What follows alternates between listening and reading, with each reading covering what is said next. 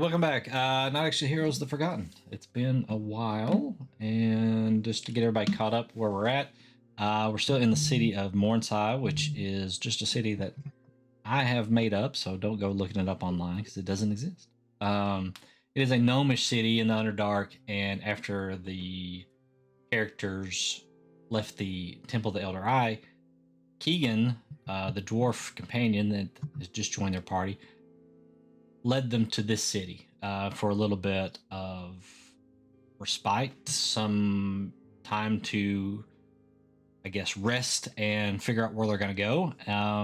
So as soon as they come to town, immediately, of course, there's no resting to be had because they get a little side quest of some miner's daughter has gone missing. Her name's not Loretta. So don't. Not Loretta Lynn. But they go and they find the little girl in the forgotten, or the not the forbidden cavern. Trix easily pops the lock open. They go in. They find this large crystal thing, and inside of it is some gentleman who speaks to them. He tells them that he didn't do this, but there are dangers in the room, and they find the little girl. She's been turned to stone, and that's when some basilisks appear. They fight the little ones. They all run away, and Trix luckily finds the big one on the ceiling that all the other ones are afraid of, and then they fight it. It was there the whole time. It was there the whole time, I swear. It was there looking at them. So just waiting to eat them all. But she found it, and she got turned to stone for it, I guess. So they kill the big basilisks, and they gather up the two people that have turned to stone there and pack them back. And they find an apothecary, and Ametry, the elf in the apothecary, says she knows how to make the potion to remove the petrification, but it's going to take a little bit of time. So in the meantime, the father says he's going to go back to the Miners Guild, and Meridius decides to go with him. And instead of waiting for this to happen, a couple of the other party members, Mordecai and Auril, decide to go check out this communion of laughter that's going on inside of the upper spirals. And that's where we're going to pick up. So as you guys are slipping out the door there, and then slightly after that, Meridius and the father kind of take their leave, we're left inside the apothecary, where, let's see, I should have a picture here. If you're watching the stream there, we should have Ametry's picture. Oh, there she is. So Ametry is sitting there working away. I'm not sure if I caught your name, little one. You seem skilled. Well, you seem to know where everything is at here. You must have some training. Yes. I am studied. I am certified through the board. It's been a while. Yes. Spoofy Blightstone. Oh, Spoofy. Yes. Ametry, if I didn't say that before. And over here, and she starts showing you where some of the other stuff is, and you guys are starting to work on the potion. But she keeps kind of glancing over at you, Keltash. You see her continually kind of just peeking around. I'm sorry, but we don't get a lot of humans down here. And it is odd to see a couple of humans in such a short period of time. Are you opposed to humans? No, I'm not opposed to humans. Good. As it happens, I'm not exactly human. You know, like one of them. So, it's okay. Who do you normally get in here? Mostly gnomes. Lots of gnomes. Some dwarfs. You'll get a goblin or a hobgoblin every now and then. Though mostly civilized. The ones that are uncivilized. They usually won't venture in here with so many gnomes about. Yeah, feral. Who are the lesser species, would you say, that come into here besides humans? Already. Mostly your surface dwellers, your elves. You don't see a lot of them in here. I would tell you if a changeling walked through the door, I wouldn't have been able to tell you if it was a changeling, but yeah, right. Confusing they are. Yeah. And changeable. Yeah. I mean, some of the rarer ones like kobolds or something like that, you don't see those in here very often. They're not known to really live in this area, to be honest.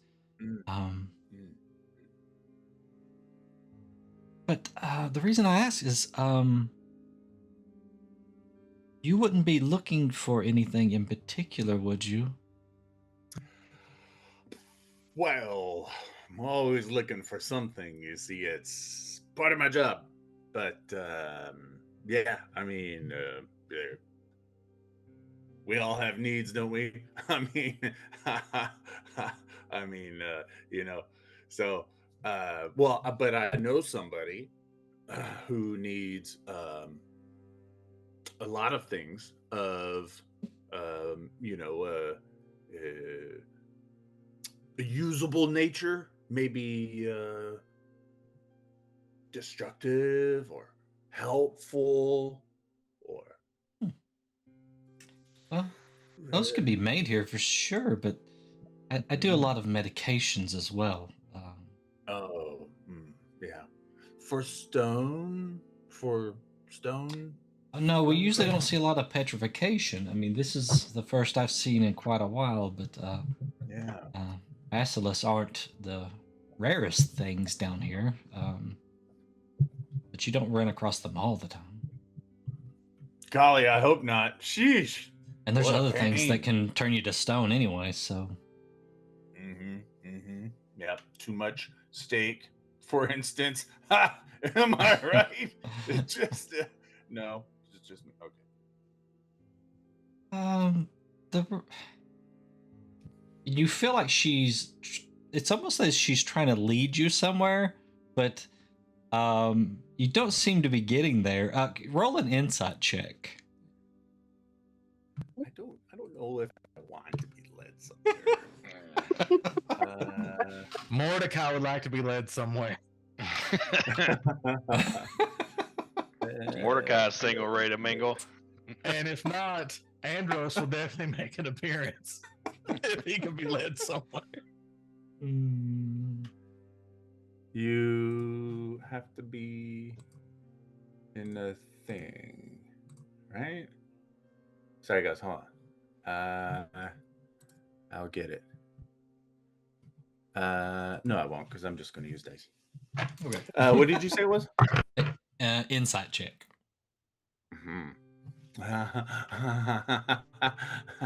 That would be 16. 16. Oh, not bad. That's not bad. You feel like she has something here that she feels like is yours, but she's unsure. Like, you feel like where she's referenced humans and it being a rarity, that maybe somebody's left something here for you. Like a pipe bomb. I mean, what? Okay. So, Such a bold jump. You mentioned humans, which of course I'm not quite, but presuming that I were, what do you have a humans discount or something like that? Not so much. Are you maybe, humans? You're like, humans. I mean, I've been known to frequent, well, and that's not important right now. Okay, no. So there was a young girl that came in here not too terribly long ago, maybe just a couple months. And said that a human would come in here and would be looking for a very particular medication. Oh, crap.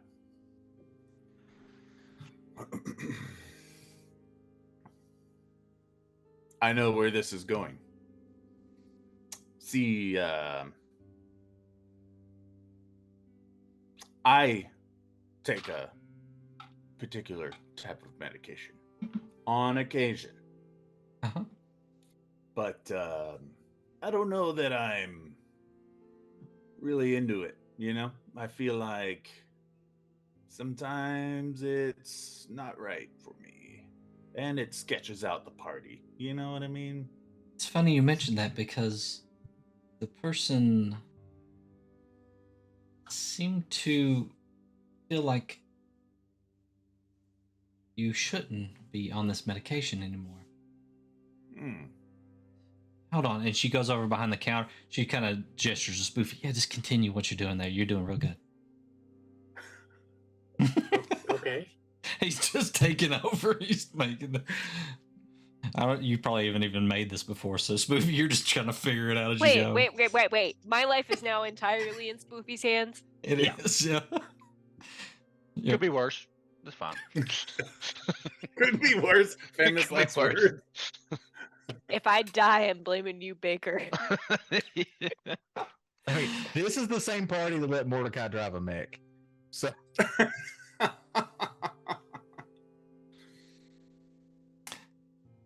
So she goes over behind the counter and is looking there for a moment and pulls out a piece of parchment and rolls it out on the countertop there and says, does this mean anything to you? And as you come over and look, there's these just odd little scribbles.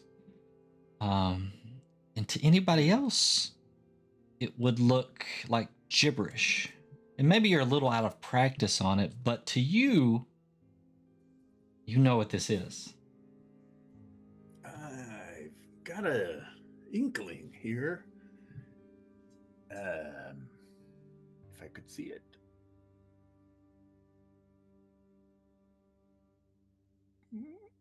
No.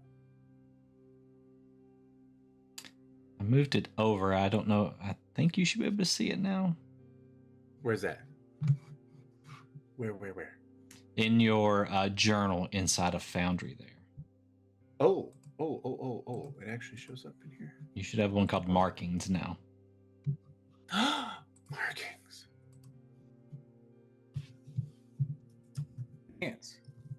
Enhance. It's not there yet. Hold on a second. Maybe like these? I may have to figure the ownership. Yep, okay.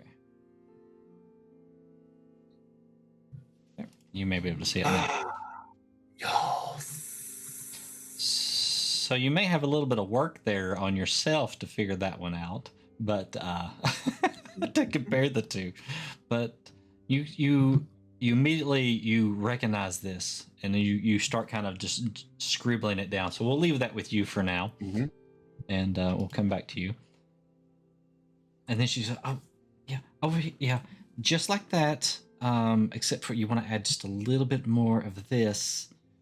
Otherwise, she probably would have become unpetrified, but she might have been a lizard person."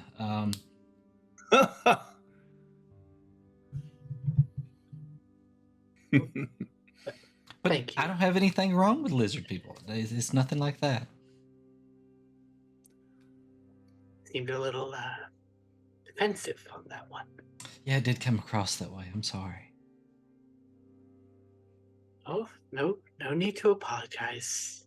We're not the most liked. Don't know why though. Don't know why. And do you need anything? Talking to you, Keegan. No. Just I'm here. I'm just here to help. okay.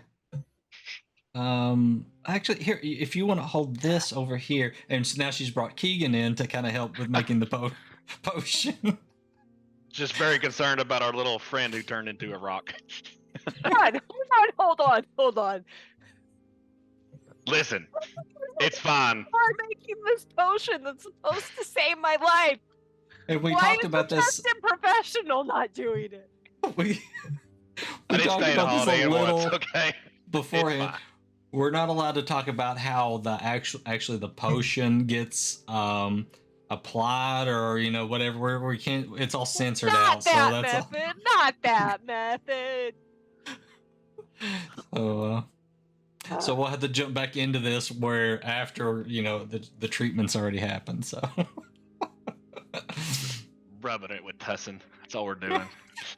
this Tussin. Right. Not right at all. All right, so jumping outside of here, we go to Mordecai and Elril, because they're the next closest to anything happening, because they're right here in the midst of everything. Meridius has a little bit of ways to go before he's down to where anything can happen there.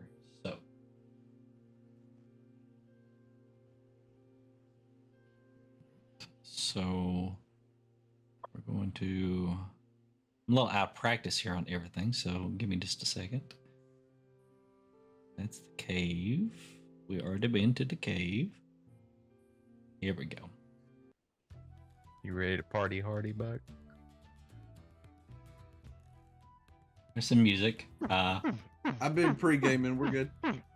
Somebody may have helped me select the music for the festival here. So as you go out into the festival, you notice there's a lot of banners and stuff hanging up with this little symbol on it of a gnome kind of presenting like a drink, and it's sparkling. And I guess we can get Ametry off the screen there. And it says some stuff in gnomish that you guys can't read, so but you get the gist of what's going on. And there's all these little banners. There's like gold trim on everything.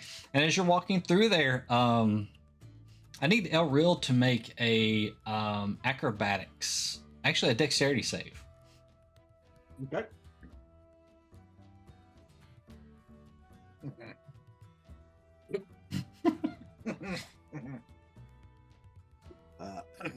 That's an 8. An 8. Okay, so as he's walking right through the midst of all these gnomes and stuff, there's a little clearing of where it almost looks intentional that there's a clearing here of all these gnomes. And all of a sudden you're kind of talking with him, Mordecai, and all of a sudden he goes wham, face plants right on the ground.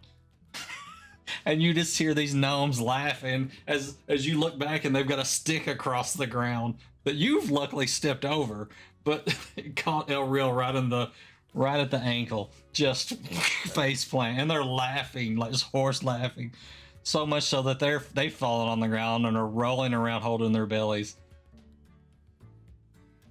Are you okay, Ariel? You see Elril kind of stand up, and he's readjusting himself. And Mordecai, as he turns to look at you, you see his eyes are glowing as he's readjusting his mask over his mouth. Did you change into something else? Or I mean, I don't think you hit that hard, but you are susceptible to spontaneously changing. No, I'm still myself.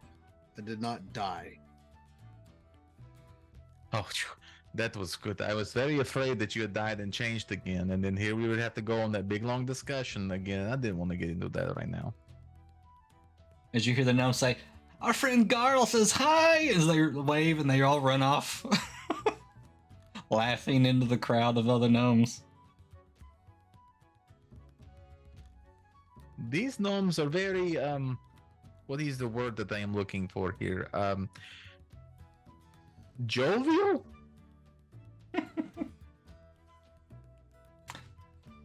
There's You just something hear for sure. lots of laughter and stuff going on. You actually see another section of gnomes that start to part, and you see it off around to the other side of the spiral that you're on, and you notice that there is some what look like holy men. They're robed in like these white robes with like gold trim all around them and lots of adornments of gold, and they're one's carrying this like banner. It's all of gold, and from over here you can kind of make out it says Garl. Let's see. I think it's glitter. Forgot the name of their deity. John Jacob Jingleheimer Schmidt. Garl Glitter Gold. And they're kind of marching through, and people are like saluting them as they go by. And you also notice there's a lot of like little tables set up here and there, some games here and there. Is anything that you guys are particularly looking for? I can describe some of them if you want. I want to look for games that I would like. I want to find a game that I would like.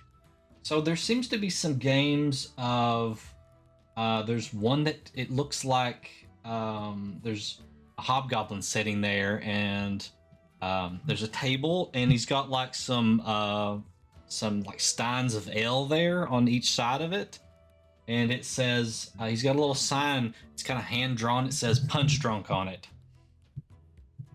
and there seems to be no takers to this game. All of the gnomes are kind of just avoiding it. It appears. But he's just sitting there listening. I bet Meridius would like that game, maybe. I bet he could do well in that game. Maybe we will tell him about it. Toril turns and looks and kind of reads what it says. Him or our new friend, Keegan. Maybe one of them two. What if we got both of them to play against each other to see who was the most punch-drunkiest person in the party? I don't know. I've never really seen Meridius drink. But I mean, he is a fish. I mean, he drink all the time. I don't think that you understand. He drinks water, not alcohol. No, but I bet he could do it. Meridius looks like he is a tough individual. I think he could do it. And then, of course, Keegan is a dwarf, and like it's in their blood. Like literally, they're born with the blood alcohol level. I'm pretty sure. So I would like to see them both do this game. We will tell them about it when we go back and see if they will do it. So as you continue on, you run across some other tables. There's one set up with like it's like an angled board with like a little bullseye on it, and it's like leaning away from you. And there's a line on the ground where you kind of stand so far away from it. And there's a bucket at the bottom of the board, and you can see like there's like 3 balls sitting there on this table that's kind of limits you from getting any closer. It looks like you have to kind of throw the ball against the board and see if it will hit and roll down into the bucket. I mean, I could try that one, I guess. It says there's a sign that says ball toss, and it says 1 gold piece. Ball toss. Sure. Let us try this ball toss thing. All right, it'll be 1 gold, please. And takes the 1 gold from you. Here you go. And so what you have to do is you have to make a dexterity check. Okay. So it's just a d20 plus whatever your dex mod is to see how accurate you are. And then you have to make a strength check. Just d20 plus strength. Hold on, I gotta get the door. Suspense. Does Elrel want to play? overeats. I mean, I don't think that it would be wise for him to play. I think it would be a waste of his money. Why is that? Because his dex is 0. Yeah. These are festival games. They're not that And hard. he has already been tripped by gnomes. Nah, all these flat on carnival his games are face. all rigged. They're all rigged anyway. Don't play it, man. Play it. Steal your money. Now, It's Diz, super steep. 1 gold per play. That's Now- steep. Now, Diz, if a short halfling individual that we know that I pilot were here, we would be playing this ball toss. Because I feel like he could win this rigged game. But I do not feel like this cleric is able to participate. However, to buy time for clan, Elreal will participate. He'll give it a try. Okay, so just do a D20 plus his dex mod, Which is 0. So we'll Which is see 0. what this D20 roll is. and then a strength plus his strength mod. Or sorry, a D20 plus his strength mod for the second part of it. Because you have to. Okay. It's accuracy, and it's also, if you've ever played this game, you kind of want to throw it underhanded and kind of spin the ball backwards slightly so that when it hits really softly. So it's not if you can just, well it in there. Right. But if you limp wrist it too much, you won't even get it to the board. So his dex is an 11, Okay. and his strength is a 12 plus 3, so a 15. 15. So he misses the bullseye just slightly. It's pretty close, but then he throws it way too hard and it just hits and bounces off the side.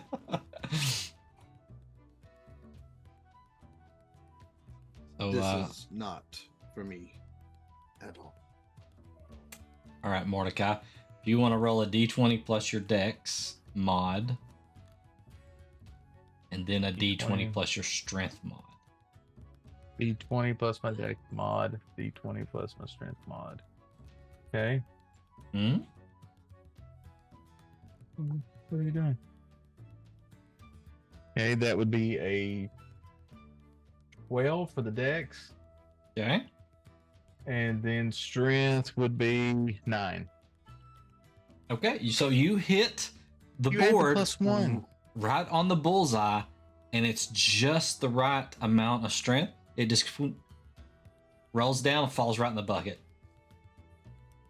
We have a winner! And it's apparently a Christmas tree on a phone.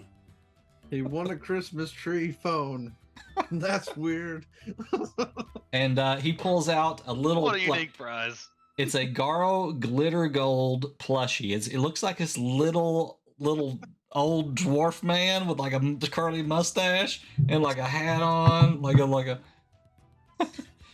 all in like gold. Here you go. So Well, thank you for the prize. There, thank you. Oh, El Rio, maybe we can give it to the little girl when we not turn her not into, when we unpetrify her. Maybe she would like it.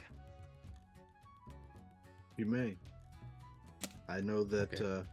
I was not as good at this game as you are. No, I am sorry, my friend. I am sure we will find something that you will excel at beyond this. You will blow their minds with your aptitude of your abilities. Possibly. Maybe there's a magic thing around here. Maybe we can find something that is more attuned for magic users. you Maybe you start can looking bless somebody into winning something. around, and you see a table that says Lakhtha Taru. And it looks really interesting. As you walk over, you see these little pieces that are floating above the board. And it looks like a little like checkerboard looking thing, but there's only 9 squares in the middle and 3 on each side. And it looks like this. So we'll go over to the map here for everybody else to see. Oh, okay.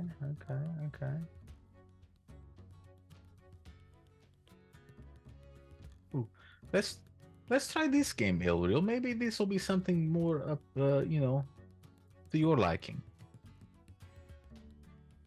All right, so going over the rules, it's basically like magical tic-tac-toe, okay? You're trying to get 3 in a row to win, okay? And I played this a few times by myself. It's a little more challenging than what you'd think it is. Okay, so here's the rules. The pieces can move straight ahead in any direction, so they can go horizontal or vertical, or they can go diagonally along the row, okay? They can go in that path as far as they can go until they hit either the wall, the side of the board, or they hit another piece. If they hit one of their own pieces, they can choose to bump that piece. And they can choose to do that as long as that other piece isn't up against the wall, or it isn't against another player's piece, or it won't knock it back into the starting area. So you can bump your own pieces around freely. If you go to hit somebody else's piece, you have to make a check against that, a magical check, to see if you can use your magical powers to push them out of the way, okay? Okay. So you take turns moving pieces, and you're trying to get 3 in a row, okay? So do you want to be blue or red? Which one of us is doing? Is it me doing it first, or are we just doing it against each other? It's up to you guys. You can play against each other if you want to. It's 5 gold per person, and the winner takes the whole pot. Okay. I'll play, and I will be blue. Okay. I have a question about this though. Yes. Can you bump the other person back into their starting point if you win the check? No, you cannot bump them back into a starting zone. So you cannot re-enter a starting zone, and you can't be forced back into one, or you cannot be forced off the board. So, okay, this is the first rendition. Depending on how this goes, we may edit it for future uses in other games where. Well, I was just checking, like, if you're blue, right, and you take on far left, you go up 1. So if you went here, center, and this guy tried to bump you back down, like he can't bump you into there. Yep. So okay. Yep. I was just checking that part. Okay. Yep. So it's just like in Punch Drunk. This is probably the 3rd or 4th rendition of Punch Drunk, and the rules I've refined them really well. So if you guys play it, it is very tweaked. So okay, so we've got. Is Elro going to play, or is it just going to be Mordecai versus the I'll let Mordecai the vendor? Okay. All right. So first off, we just roll a d20 to see who goes first. Okay.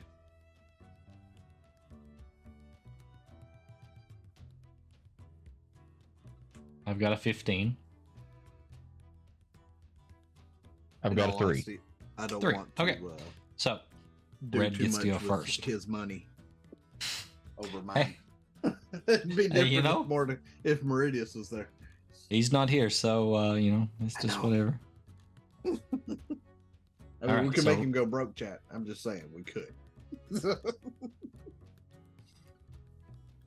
So Red gets to go first here, and Oh wow! So you can move way up there. yes, you can go as far as you can go until something stops you. Okay. The side of the board or another piece. Okay. And you can bump the piece. So- Like you could try to bump that piece, or you can try to go around it. Whatever you want to do. Okay. I would like to bump this piece. Okay, so to bump the piece, and let me find. I had rolled up some stats for this guy. Where is?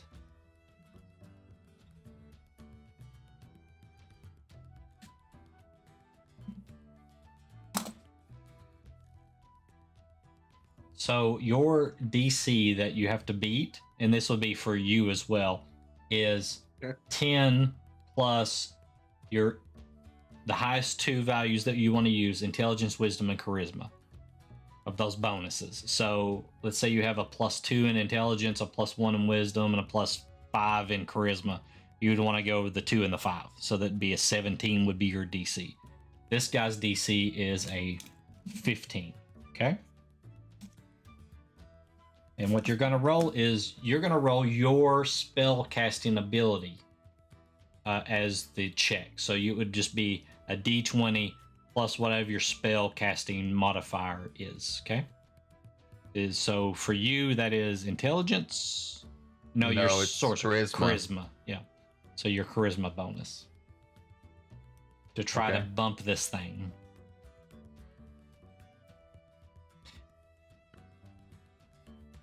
Okay, so that would be 11. 11. So 11 doesn't win. So you try to bump it, but nothing. It doesn't move. So that's the risk of trying to bump things, because sometimes you just lose that turn. So Okay. all right. So next one, he's just going to slide on across. And he's quickly pinning you in. Okay, I'm going to. Okay. So in doing that, if I wanted to bump you, what is your DC? 17. 17. Okay, very good. So he's going to try to bump you. And let's see. His was a.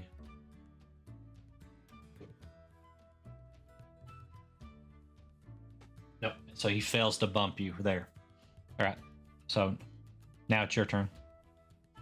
Okay. I need some animations where he tries to bump, go and nothing happens. That's just that would help. Okay. So I guess Rolling strike animations. let's see.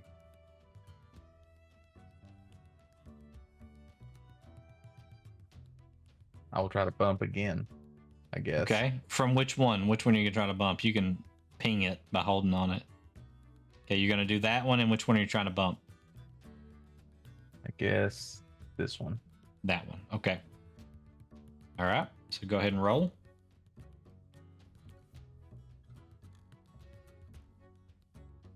Okay, that would be 21. 21. So you bump it back one. All right. Okay. So this turn, we're going to move out to here. Okay.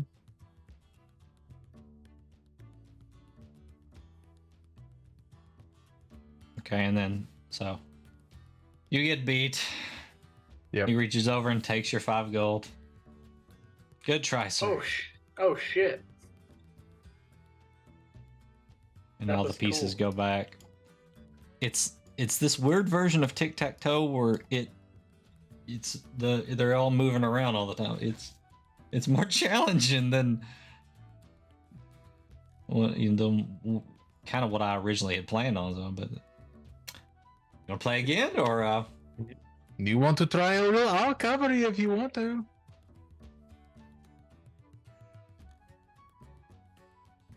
He kind of looks at Mordecai.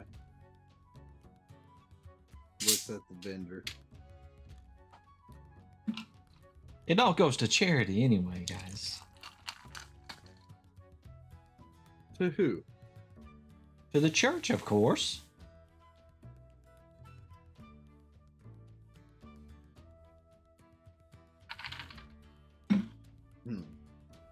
I mean, you're a churchy person. See, it's fine.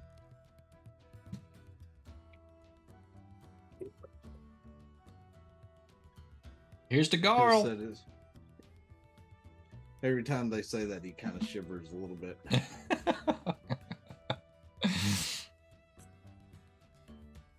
Come on, He'll Blake. set, he'll set the 5 gold down. All right. That shall play. All right, roll a d20. I got a 5. That is a 19, sir. 19. All right. So you go first, and you can choose blue or red, whichever one you want. I shall take blue. All right.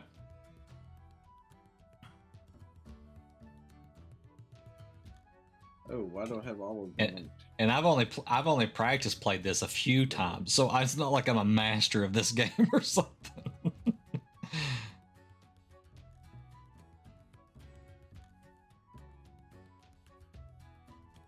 He's a master.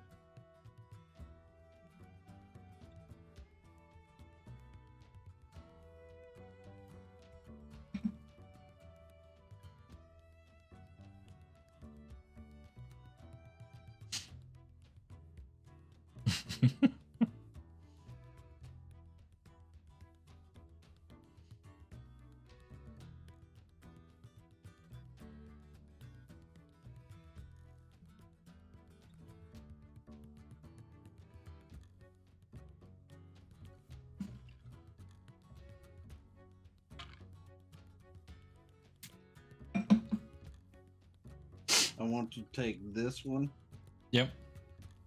and I want to bump that one. You want to bump it? Okay. So you just roll a d20 plus whatever his wisdom modifier is.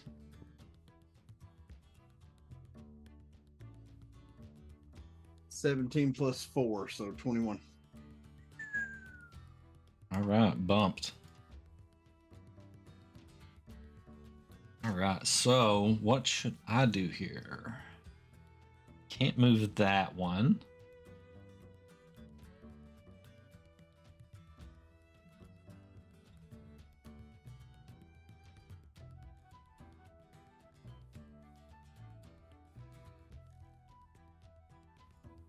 So, can't move that one.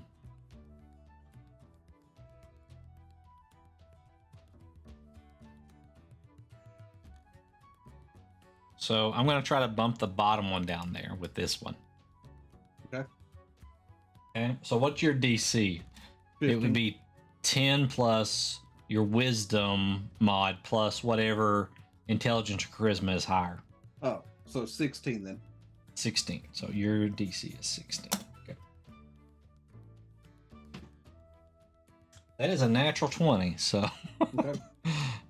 bumps it over. All right, then. So.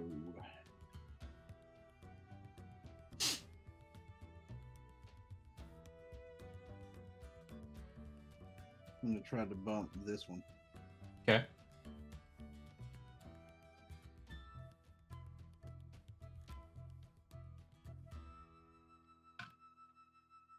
So that is.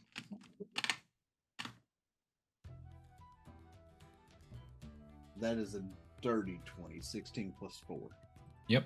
Bumped.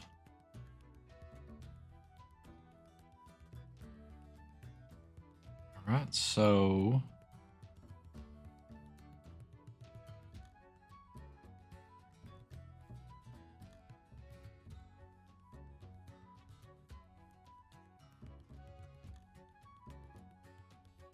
and move up here. Well, in that case, I'm going to try to bump this one then. All right.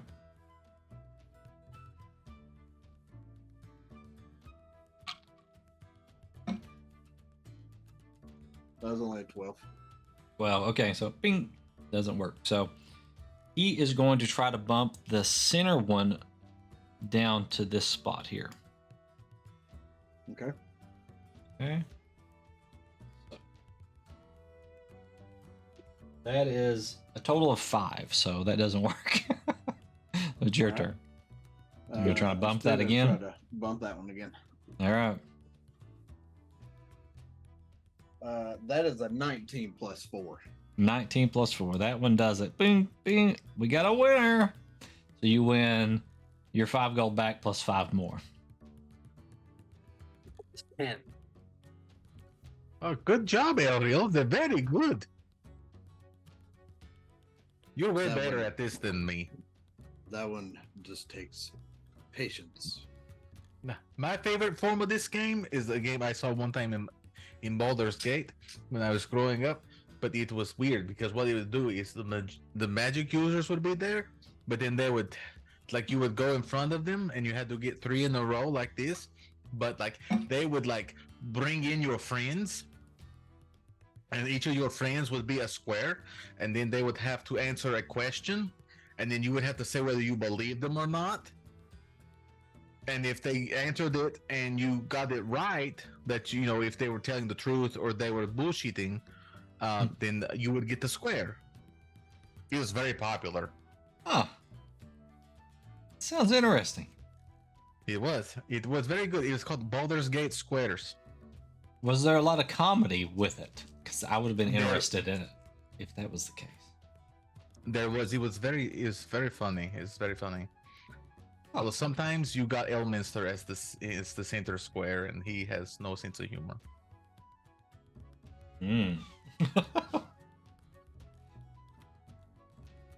Right. So with that, do you guys want to play any more on this, or do you want to move on to something else?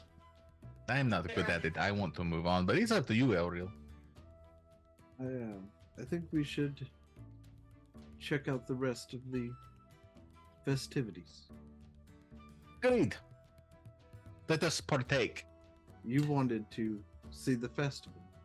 I am here to be your companion to see the festival. I mean, sure, you wanted to see the festival too. Very rarely do we go somewhere that's having a party. It just feels off. We don't have everyone with us. Everyone is busy doing their own thing. It is fine to sometimes break away and have a little fun, right? The people do that. I've heard of people separating the party before. Sometimes it's okay. Sometimes it's not so good. But I figured the party would be safe. Speaking of that, what are you guys' passive perceptions? Mordecai's passive perception is 12. 17. 17. That's pretty good. Ariel, you notice an older drow that you might recognize from the tavern that you guys were in the Undercity down there. The older drow gentleman. You see him kind of making his way through some of the gnomes. He looks to be a little more or less inebriated also.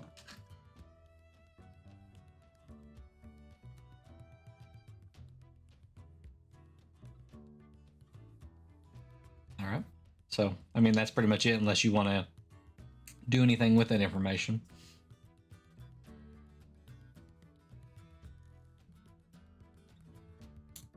The same one that Spoofy talked to? Yep. This gentleman here. See him on stream there.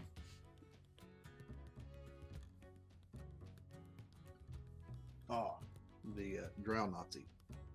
Yeah, that's I I was believe waiting that's what for you guys somebody to say it. coined the term there for him. Yeah, that dude works for Hydra for sure. That dude is Hydra.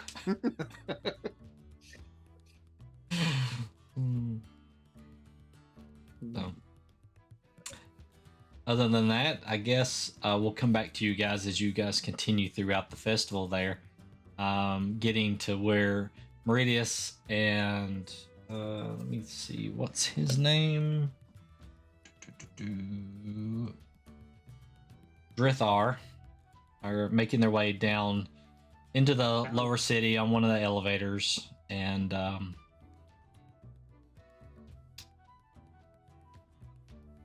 as you get down to the bottom, the attendant kind of holds out his hand wanting some silver, and Drithar kind of looks around at you, Meridius. I pull out a gold and hand it to him. Thank you. That's way more than is required, but appreciate it. You're welcome. And you guys kind of make your way down the streets there, the dirty streets, until you come to a building with a very familiar symbol above the door. You've seen it for probably going on months now on that little pickaxe that you had a hold of. And he leads you inside where there's a bunch of gnomes kind of sitting around, talking, and they're going over some maps and stuff like that in certain little areas. And Drithar leads you to one of a back door there and knocks on the door. You hear a female's voice. Come in. He walks in with you behind him. You kind of having to kneel down a little bit to go through these doors. And you see behind the counter, or behind the desk, is an older female gnome with like graying hair. And you see a male gnome with like a big bushy beard kind of standing off to the side of the desk. And they were apparently going over some paperwork on the desk there. She says, Drithar, I would say it's good to see you, but usually that's not the case. Come to settle up on what you owe to the guild? And who is this?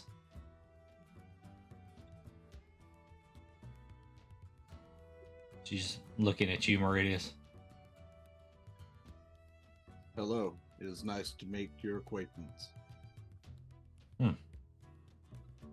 Nice to make yours. I have found something that I was informed belongs to Drithar, a family member item of his, so I've been told. I wanted to come to the guild to inform all of you personally that this, and he pulls out the pickaxe, that this was acquired over a month or two ago, and he goes into detail of where he found it and what cave it was acquired on, or in, and the body it was acquired on. We appreciate you bringing this back. Rockland was an adventurous gnome, we'll say. He thought he could make his fortunes outside of the normal means. And sadly, we see where this gets a gnome. But his family will be happy to have his pickaxe back. She kind of holds her hands out. And he hands it to her. You know, he kind of flips it around because he's used to mining. He flips it around with the pickaxe in his hand and hands her the handle. She lays it down the desk and says, "My name is Doxy. The leader of the Miners Guild, the Brisfin Miners Guild. And this is Rondry, my cousin. He helps me take care of the financial matters. And you coming in here with him, are you tied into his financial dealings?" We have assisted him, myself, and the guild that I work for, in a matter of his family, yes. Matter of his It would family. seem that his daughter went missing, and he requested us to find her. We did, and she was petrified.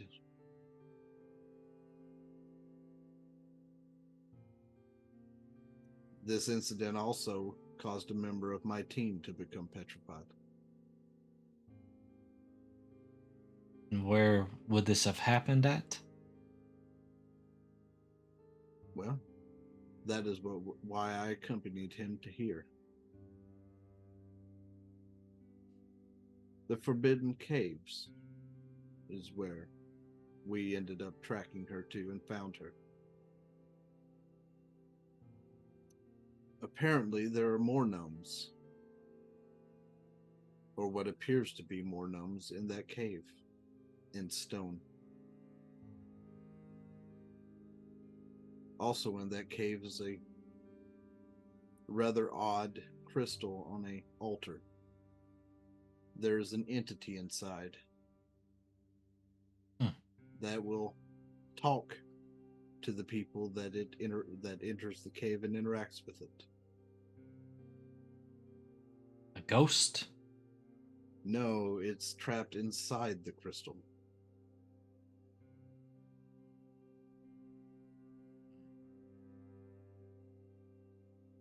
The reason that I've come here And he pulls out one of those crystals from the cave.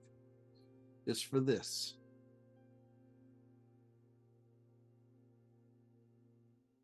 I hear that this is very valuable to you.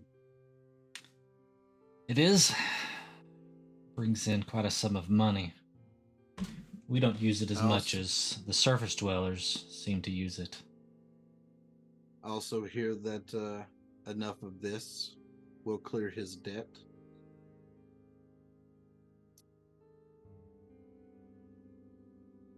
I also know that there is at least 5 basilisks, one of enormous size, that could potentially be harvested. Not their glands, however. We did that ourselves to save my fellow party member and his daughter.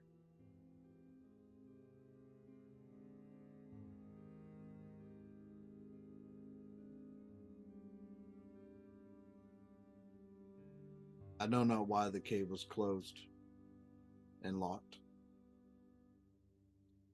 I do know that if those individuals set in stone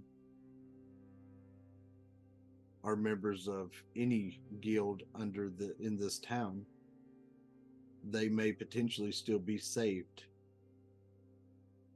Is it not the duty of the guilds of this town to save their people? It is. I don't think that would be any of ours in there, but maybe some outsiders. But we're not heartless. I never said you were. I'm just informing you of what's inside of the cave. The caverns were closed long before even my time. This would be generations ago. Said to be haunted, and that's why we've always stayed out of there. While we were there, I sensed no evil. No. And how would you sense evil or not? I am a paladin. I serve Bahamut himself. Do you wear, is it like a medallion is what Meridius wears or anything that displays it? Pendant. I have a pendant that's around my neck that hangs just above my, around my neckline, just above the chest plate of my armor. Bahamut is known to us. He is a fair deity.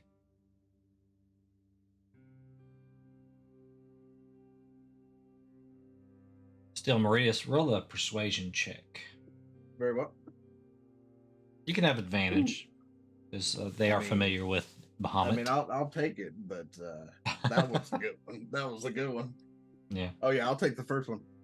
That'd be a 19 plus 6, so 25 on persuasion. 25. Bahamut is known to us. I can trust a paladin chat. I can trust a paladin of Bahamut. So your word holds weight here. We will send some miners and some guards out there to clear the mine and hopefully take care of those basilisks. We may have to send some clergy out there to deal with whatever this stone is. I feel the haunting may be the entity in the stone. The image that we saw was of a mage. He has a name.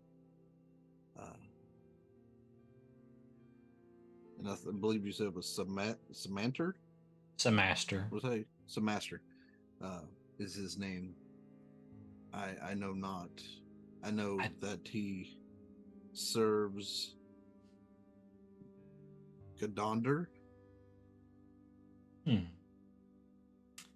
Not familiar. But maybe our clergy or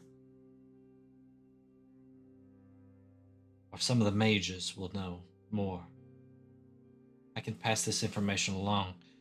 They will be dispatched with a party to rescue the other petrified, harvest the meat. I'm not one to leave someone to an ill fate.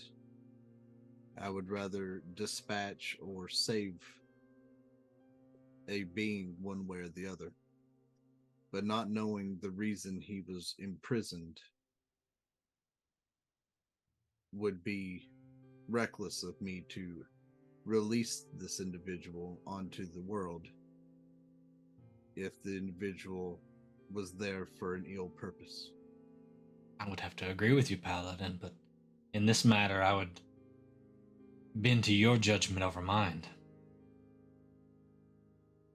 So that is why he remains in the crystal at this time.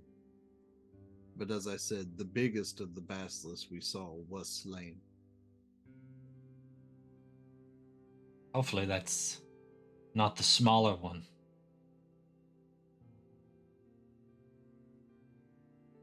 The one that we saw took up at least half the room. You see her just kind of confused by that. Usually don't get more than 10 feet long. You're saying it was more than that? Very much so. At least 25 to 30.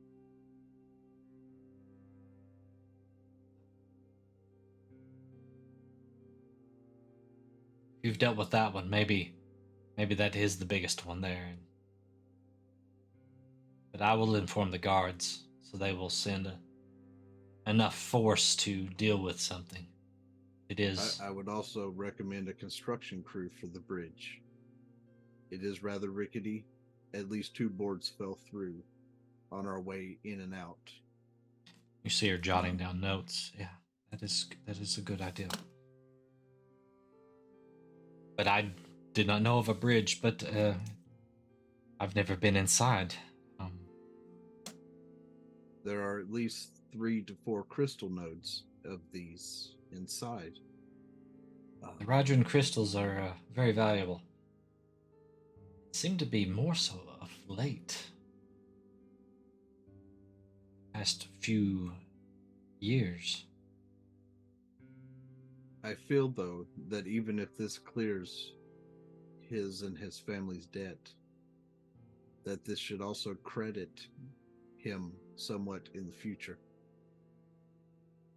For if this discovery allows y'all to increase profit with the Uplanders, as you say, then our aiding his family in getting you this information should also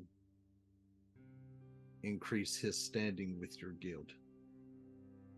He looks over at Drithar. He just kind of bows his head slightly, not making direct eye contact with her.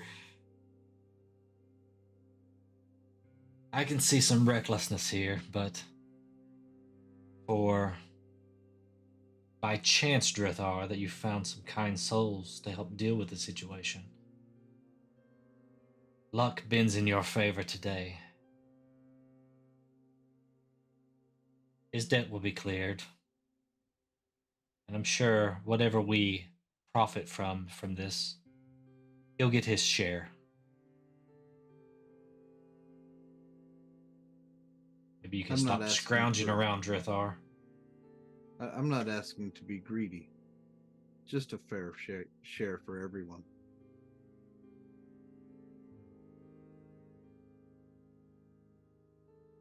It is acceptable.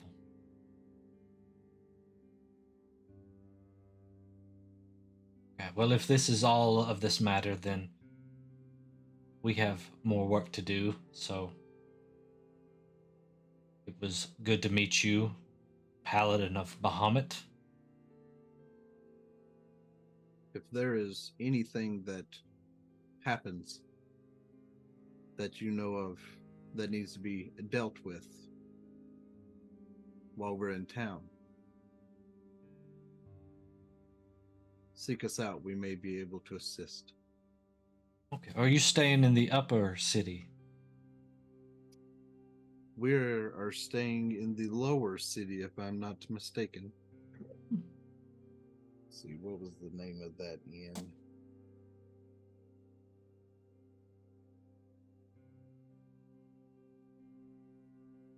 Flawless River Pub. Yes. We are at the Flawless River Pub.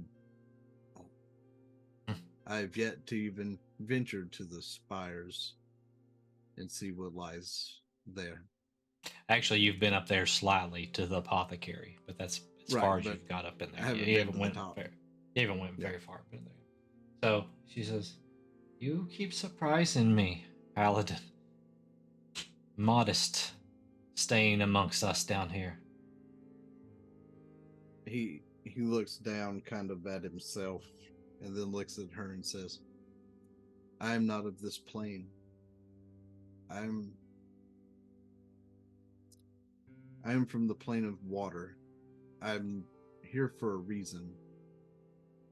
I do not care of my location of where I rest my head, as long as I can accomplish what I must do.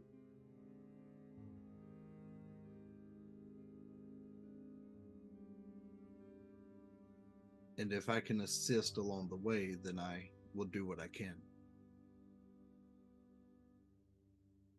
You give the Paladins, which I've not met many, a good name, even if you are from a different plane. He kind of nods.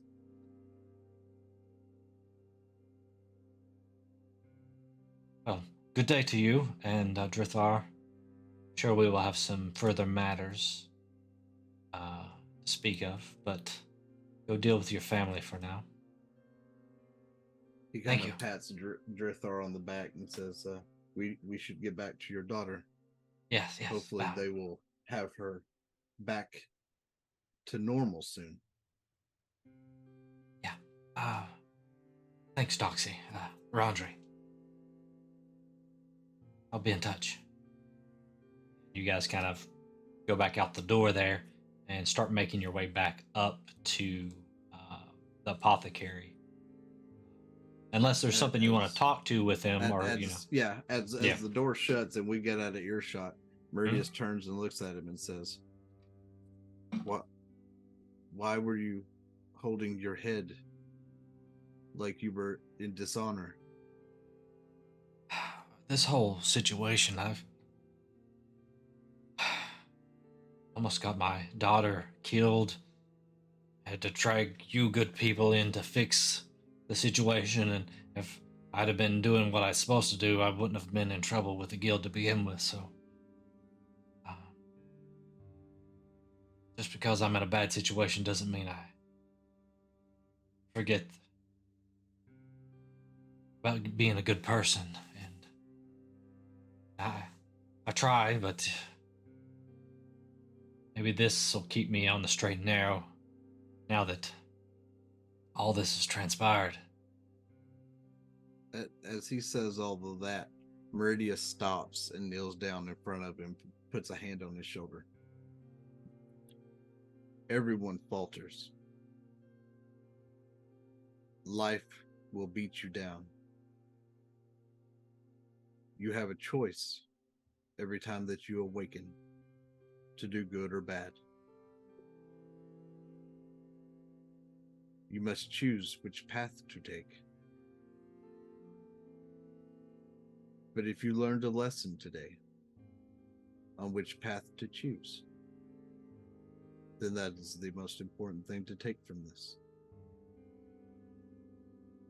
What I brokered for you and your family, I did not do for any reason other than to assist you, to help you get back on your feet and redeem your honor. Do not squander the gift that was given.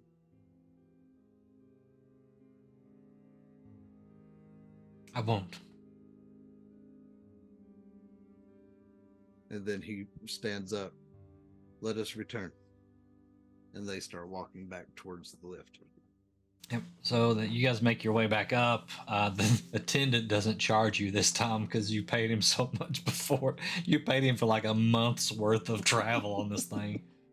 I mean, that was kind of his point. He was like, I'll just pay you to the point of every time I see you, I just get a ride. It doesn't matter.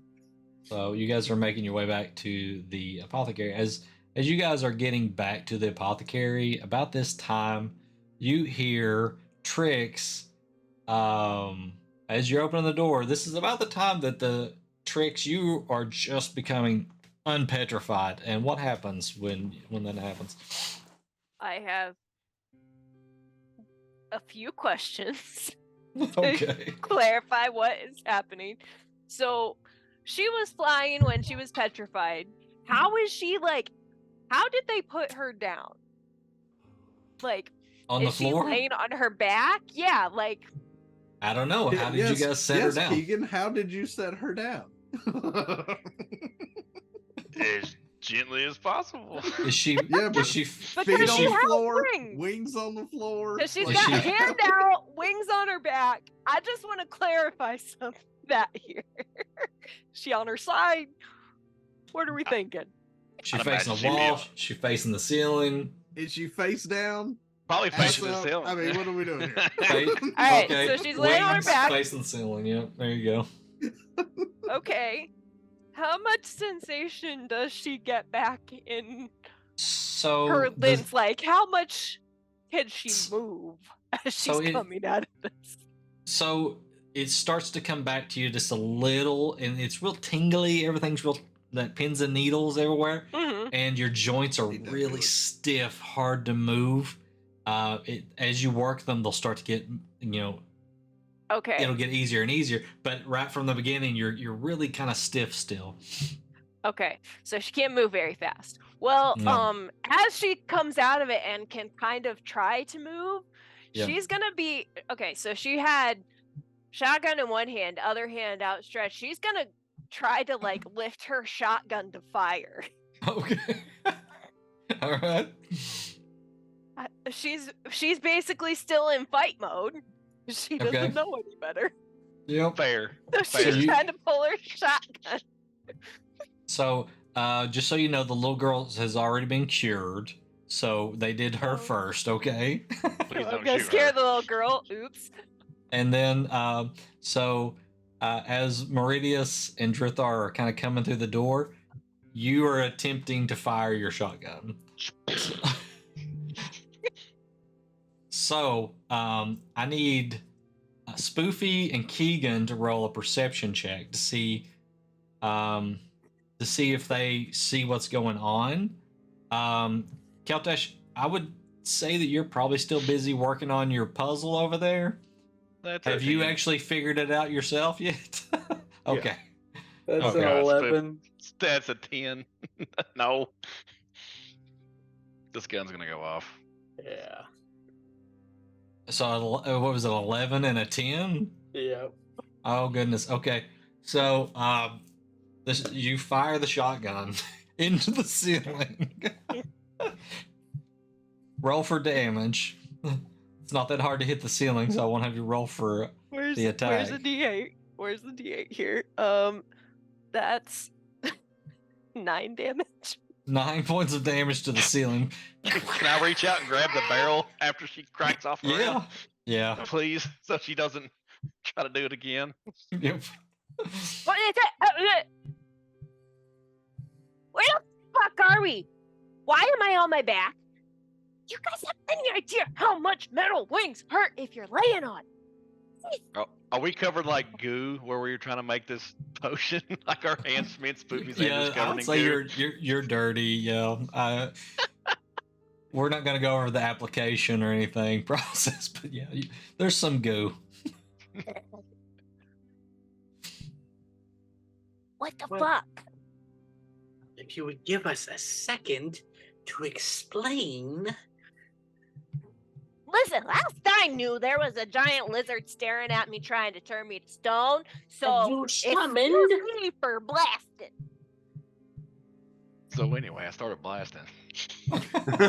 Gets it? So anybody dead? Am I the only hunk of rock here? What happened? You hear the were little girl just giggling over in the corner. Oh, good, you got her out. once she was like able to, Trix was off the table and is now hovering in the air, Okay. Yeah. stowing her shotgun. Your flight is a little wobbly, That's still, fair. but it'll steady. Take it easy. Take it easy. It's probably gonna take a little bit. What happened? Well, you How many see, times am I gonna have to ask? what if you would give me more than a millisecond to answer? I will shoot you, and this time it won't be an accident. I'm the one who saved you. We. Sorry, but you were just kind of, a handyman. No offense. Well, that was rude. Fair. Okay, so what happened was Big Mama Basilisk, giant lizard that came down from the ceiling because somebody wanted to blast. I think it was there the whole time.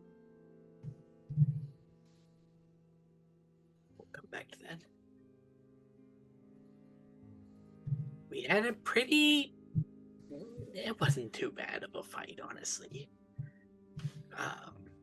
Sally has hugged everybody in the room, and now that she sees you flying, she runs and kind of jumps into the air and grabs hold of you as well.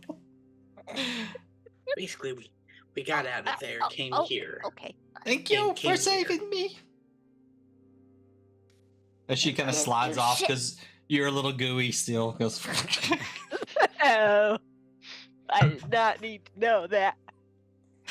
I mean, I didn't do shit, but yeah. Okay. So big fight. Big- You know. Boom, boom, boom, boom, boom. Is it dead? Oh, it's dead. D-E-D, dead. That's not how you spell that, but It was. Anyway, yeah. So, everybody is out. Well, they should be here or coming back by hopefully soon. Well, nice to know they wanted to see me thawed out.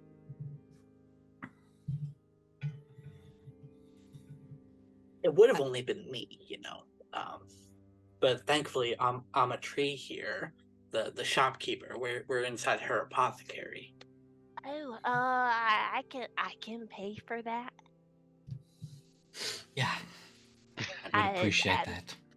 In my defense, last I knew, Big Lizard. Yeah, it can be violent when people wake up from petrification, so Okay. not to be As long as you unexpected. get it. As long as you get it. Okay, good. Good. All right. Okay. Speaking of Amatri, do you have a copy of this recipe that I could have? Sure. And she kind I of goes blend a over new that with recipe. it, which you already kind of were getting the gist of it because you kind of worked along with her, but she kind of gives you the means to it written down, Trix is just flying and stretching and like trying to bend all of her joints to get her range of motion back.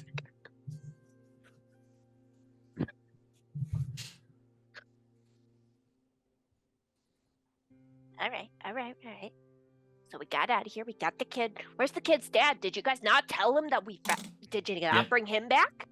So they had just walked through the door. Yep, and there's Meridia. Meridius, The little girl tr- turns around and He's sees, right and she runs over here. and grabs her dad. Oh. Hi. He's standing there with his arms crossed.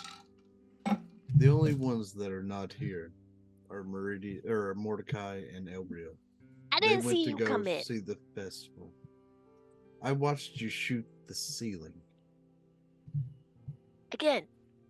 Big Lizard.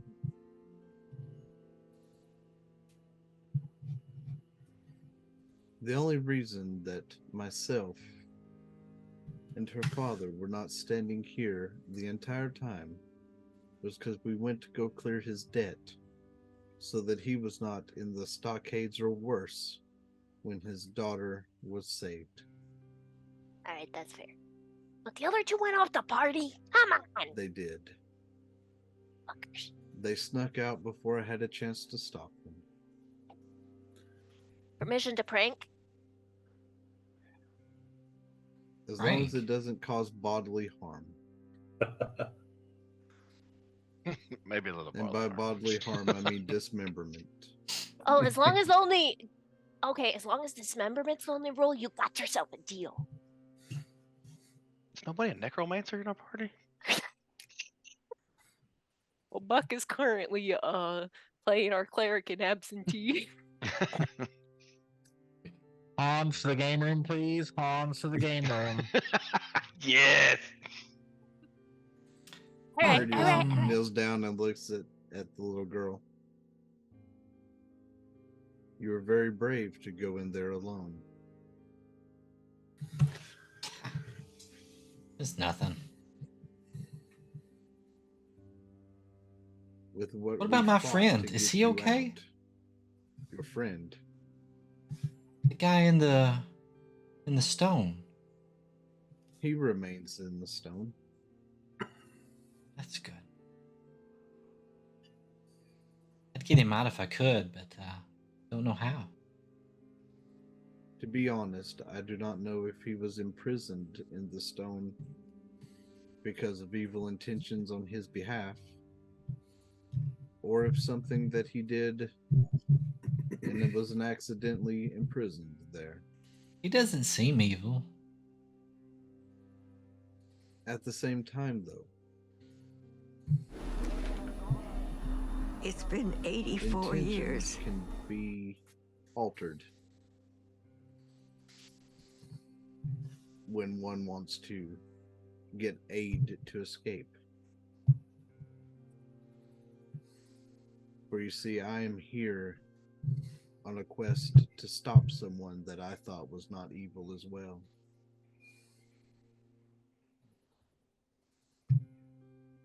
Like when my cousin does something bad and then lies about it and says that I did it.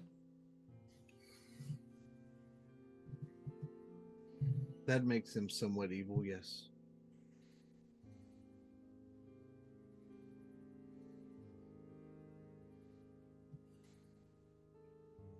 Not as evil as the one I track, but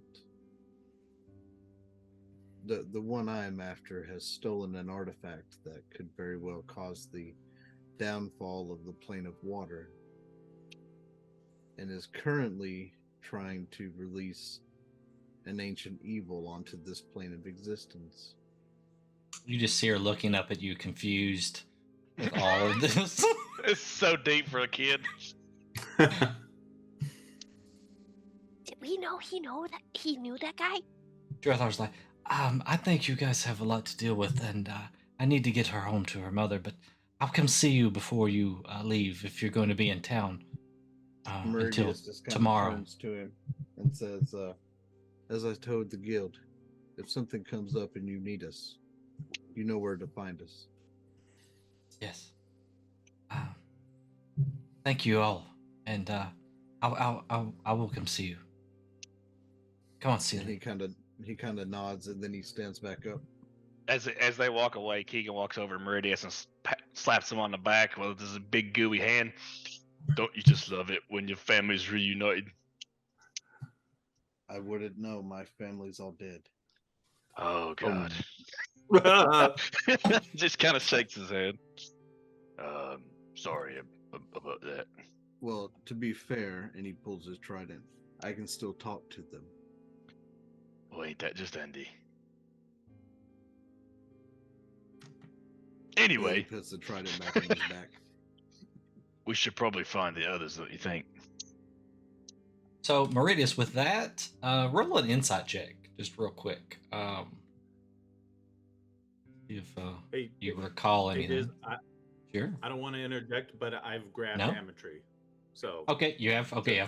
I was gonna come back to you. Yeah, yeah. Okay. Okay, so that is a 22. 22. A 10 would have done it, but 22 is very good. So with you saying that, it kind of clicks in your head that the last time you kind of tried, was inside of the temple and it didn't work so well. You Yeah. haven't tried since then, so that just kind of rests in your head. As he puts the trident back, his hand kind of comes away, and with Keegan right there in front of his face, he kind of sees like this look on his face of detachment. Like, I can talk to my family, but it's more of a maybe I used to be able to.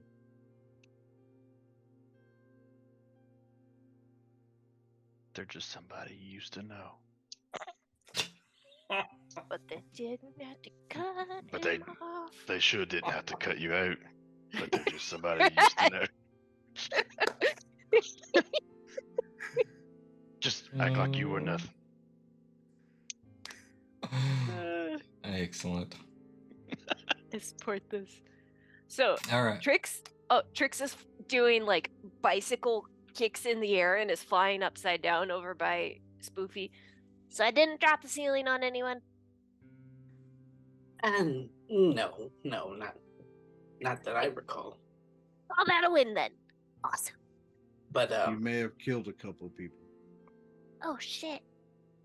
memory is a little fuzzy for me. I remember bits and pieces. I feel like I was more agile and more aggressive during combat. Oh, And you used the cloak then? I used the what? Meridius turns and looks at Spoofy. You almost died at my hand. I don't remember this. If Keltash had not informed me that a hellhound was fighting on our side, I would have killed you. Well, who the hell has a hellhound here? You turned into one. Yeah, you know that cloak I gave you? Uh-huh. You mean the one I'm wearing now? Uh-huh. You gave it to him and didn't tell him what it would do. I wanted to see what would happen. He almost died. You are aware Listen. that paladins killed demons, correct? I didn't tell him to use it in front of you without saying anything. I didn't. I just said, here, have the cloak. I didn't know I had used it. You had to make some kind of conscious decision there, man. I'm just saying. It wasn't If me. Keltash hadn't informed me that the only entities that were fighting were basilisks, I would have killed him. Again, I didn't tell him to use it and not say what was going on. I didn't not tell him what it did, but clearly he had to get in touch with the cloak at some point. So he did do something to trigger it. It wasn't like it was involuntary.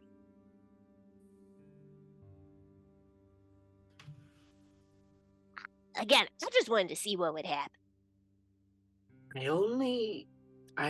As I said, I remember bits and pieces. I remember the beginning of combat, and then things went red. And next I knew, I was in another area. It's as if I... Oh dear. What? Oh dear. As I said, you transformed into a hellhound. And had it not been for Keltash informing me, I would have killed you.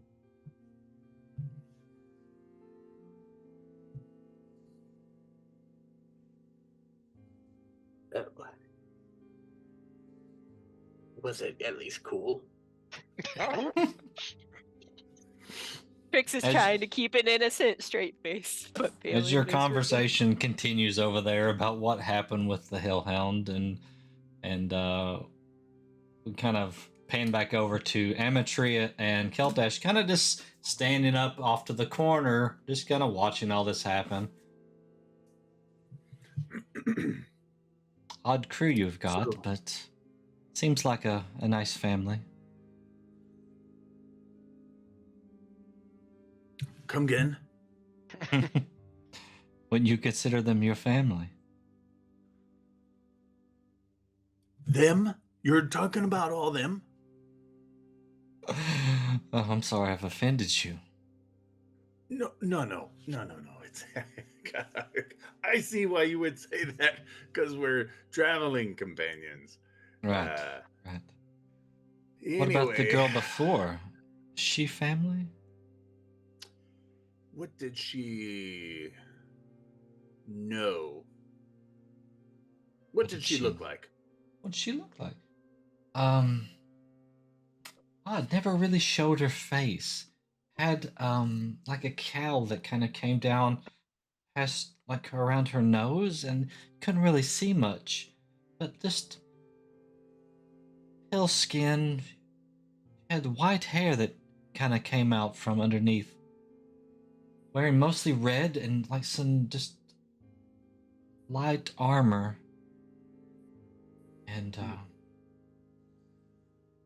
a sword on her side. Mostly the cowl and her clothing was mostly like a dark red.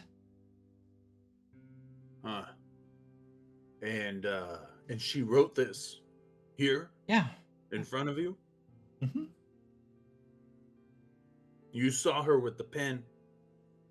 She took out a quill and Yeah, just started making these little doodles, and she asked me for the parchment and the pen, and and just started making these little doodles, and then she told me that a guy about her height would come in here, a human, and would ask for a very particular medication, and it's not something that normally is asked for, but I was to politely refuse the request and offer this parchment instead. And what is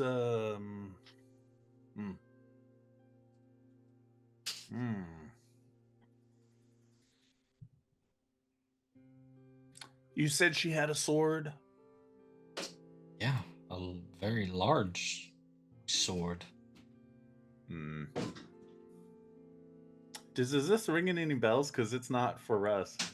No, it's not so much. It's kind of throwing you a little bit. Not just Russ, but Keltash. It's throwing you a little bit.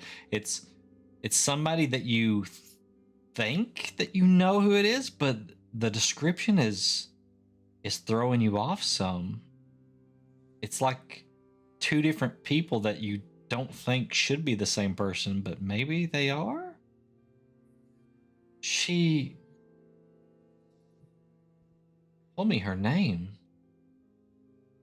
Well, I mean, way to bury the lead there. What do you got? What's her name? It's just a single name. It wasn't like humans usually have 3 or 4 names, right? So but this one just had the one.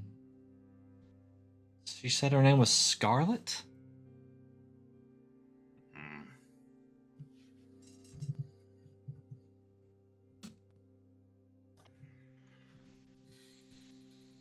I don't know if that rings any bells, but very odd.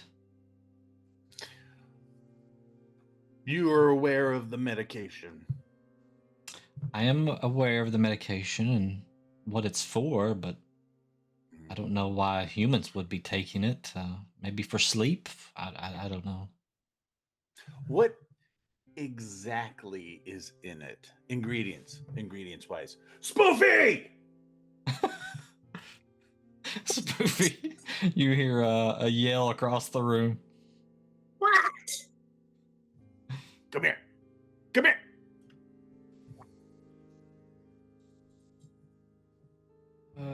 I can write down a list of the ingredients. Yes, please, and hand it to this individual. I take Spoofy by the arm. Spoofy, I need you to verify what's in this list of ingredients that she's going to give you and tell me exactly what it does at a later time. Whispering. When? When? Yes, when is this later time? It's... How am I supposed to know? I'll come find you. Your memory's not the And- best. Yeah, you got me there. Whenever we have an opportunity to be alone with each other, platonically. Oh. Give me the damn list. Yeah. She writes out a Right, list, and at totally the just top platonic. of it, I'll send it to you. Spoofy. Yeah. I won't send you the list of ingredients because I don't have the ingredients that I've just because I don't actually make this medicine myself. But at the top of the list of ingredients is this, the name of the medication. Oh, and one more thing, Keltash. Yes, Um, Spoofy. If you ever grab me by the arm like this again, you'll lose that hand. Okay, I can put it back on, but it's going to be slow and painful. That's fair. I'm in a state. You have all of my apologies. Thank you. Thank you. Yes. Yep. See, turning a leaf. I'm doing this.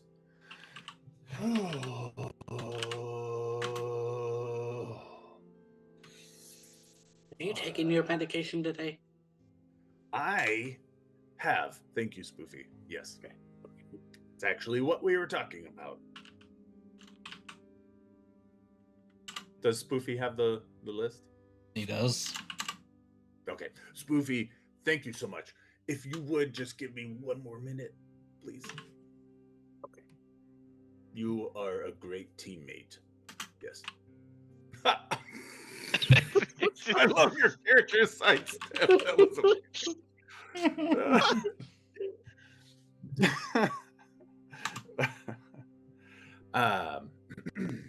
okay. Amateur. One more. Okay.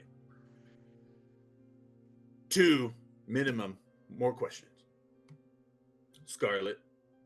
She came in, wrote the note herself. Right. Which way did she go when she left the shop? Let me recall. I asked her, where she was traveling to, just in general conversation. She said that her business was done here in Oz, and she was traveling back to Faerun. Huh. This would have been months ago, though. A month? I think a little more than a month, yeah.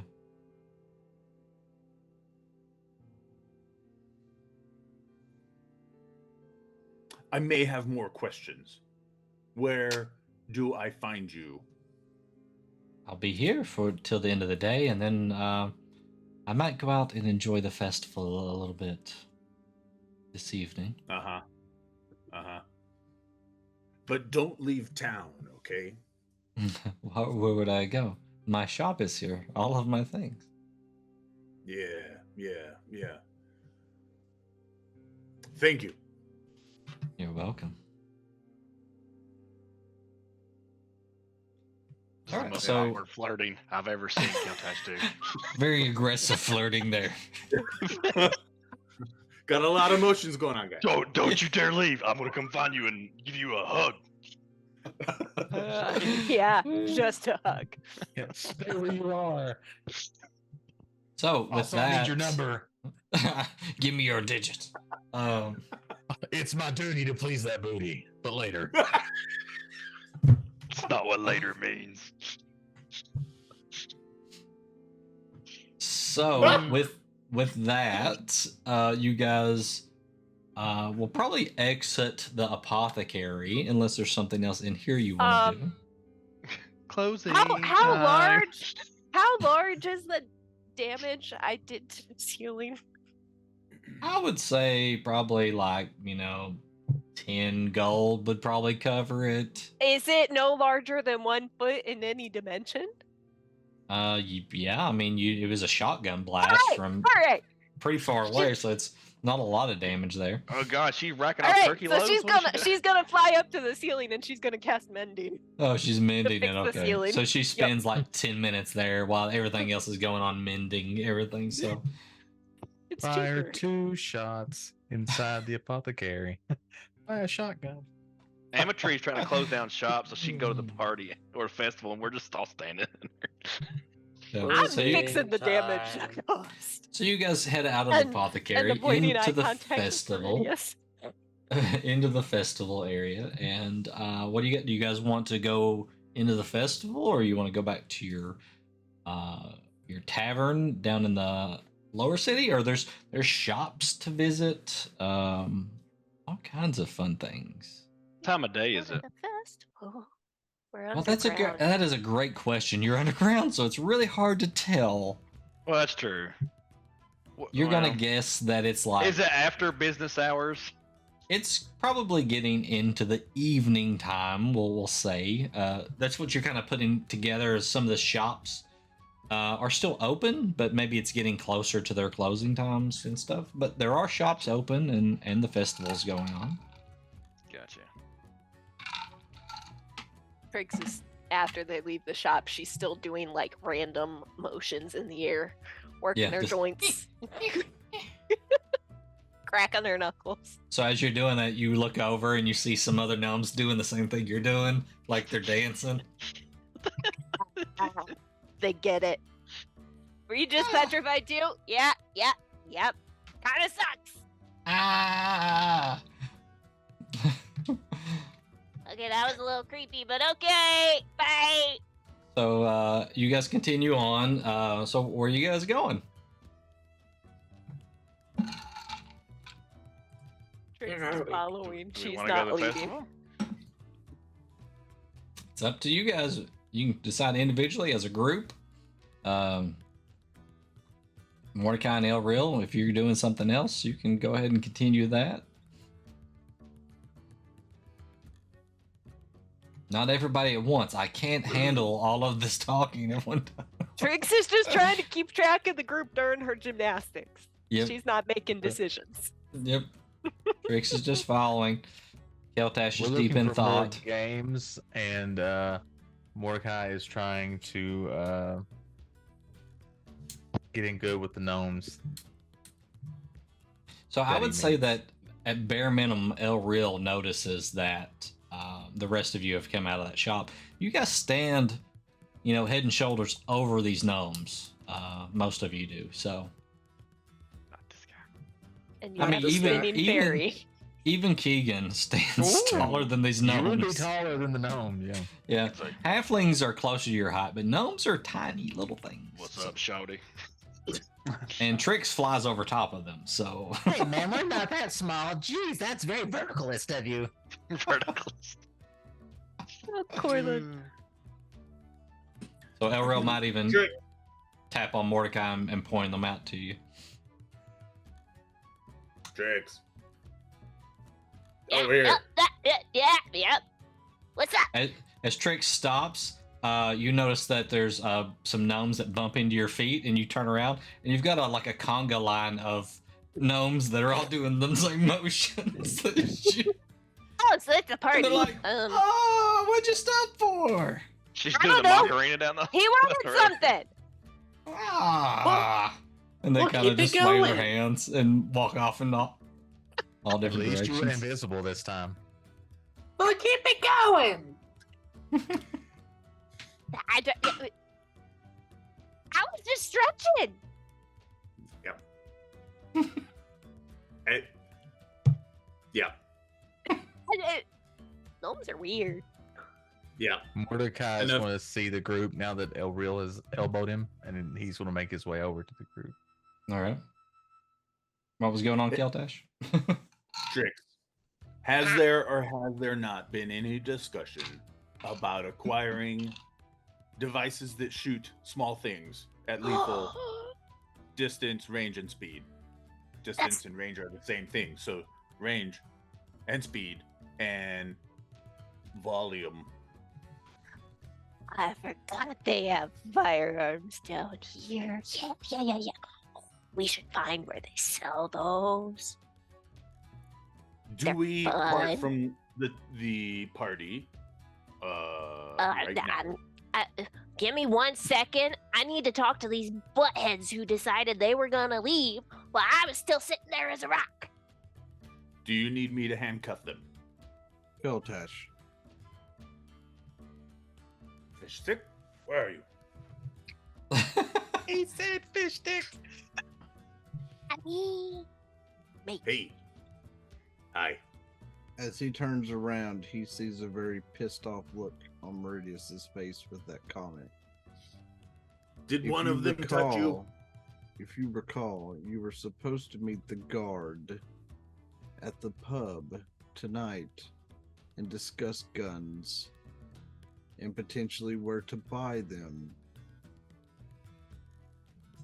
The guard. At the That pub. you met at the gate. You were supposed Yes. to meet him at the tavern Yes. tonight. Yes. And then he was going to tell you where he purchases his firearms. Yes. Yes. Yes. Indeed. Fish stick, you're a swell pal. I don't know what I would do without you. Positively my best friend. I here. know what I will do when you call me that one more time. This trident will go through your face. Do it again, do it again, do it again. I want to see. I thought it was a term of endearment. Are we not at that level of friendship now? I mean, you call me all kinds of things. Idiot. I've Imbecile, never called you anything. that dummy other than doing stuff Keltash. over there. Come on. Come on.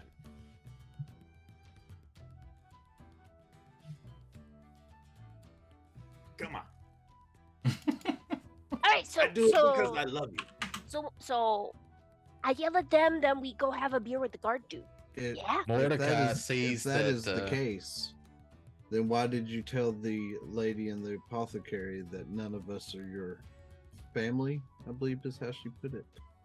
Oh, because I was trying to. If she wanted. Do you see sometimes when a humanoid wants another humanoid to warm their bed, they don't want baggage, right? I mean, like, Knew it. if she's thinking, never mind, okay, never mind. Who puts baggage in the bed? Trix is floating in midair with her legs crossed like she's sitting down just listening to this. Uh-huh. Now we're talking plutonically, okay? It can get cold down here, all right? It's just- That's true. You've never been at the depths of the sea. You This use is that word, nothing. but I don't think you know what it means. Yeah. Okay. Well, you got me there. Okay. But anyway, moving past the awkward subject. Okay. I just said, now look, listen. I wouldn't say something like that if I didn't love you as a friend, right? I wouldn't bother. Okay. I would just call you by your name. Business relationship. Okay. Meridius, come on. Look at me. Look at me. Look at me. I have not stopped looking at you. We're like partners, okay? You've got your thing going on, right? It's good. It vibes with my thing going on, right? You've got your tortured past. I've got my whatever. I don't want to talk about it right now. And we make a team that fights bad guys, okay? A lot of trauma in this party. I don't know what you're talking about. I'm just fine. Maybe I should have been a psychiatrist. You would have made a lot of gold. I You, would. you know, Keltash, that ever since I joined this, and he kind of looks at everybody. In fact, there's only 3 of us left, including myself. Because you, myself, and Mordecai are the only ones that left the guild as this party. See? The words that I've been called. Y'all rarely call me by my name unless you're talking about the fact that I'm angry or aggressive Yeah. or mean. Yeah. Yeah. The rest of the time, the names are atrocious. Well, I wouldn't say atrocious. I would say affectionate.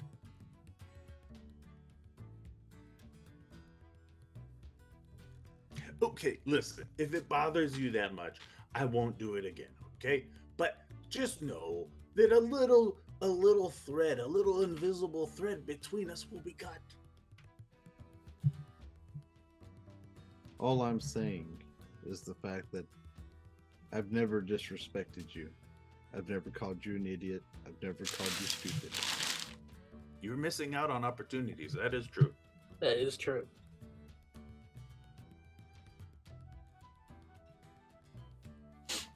Sorry, don't mind me. I'm nosy. Yeah, Spoofy, come on.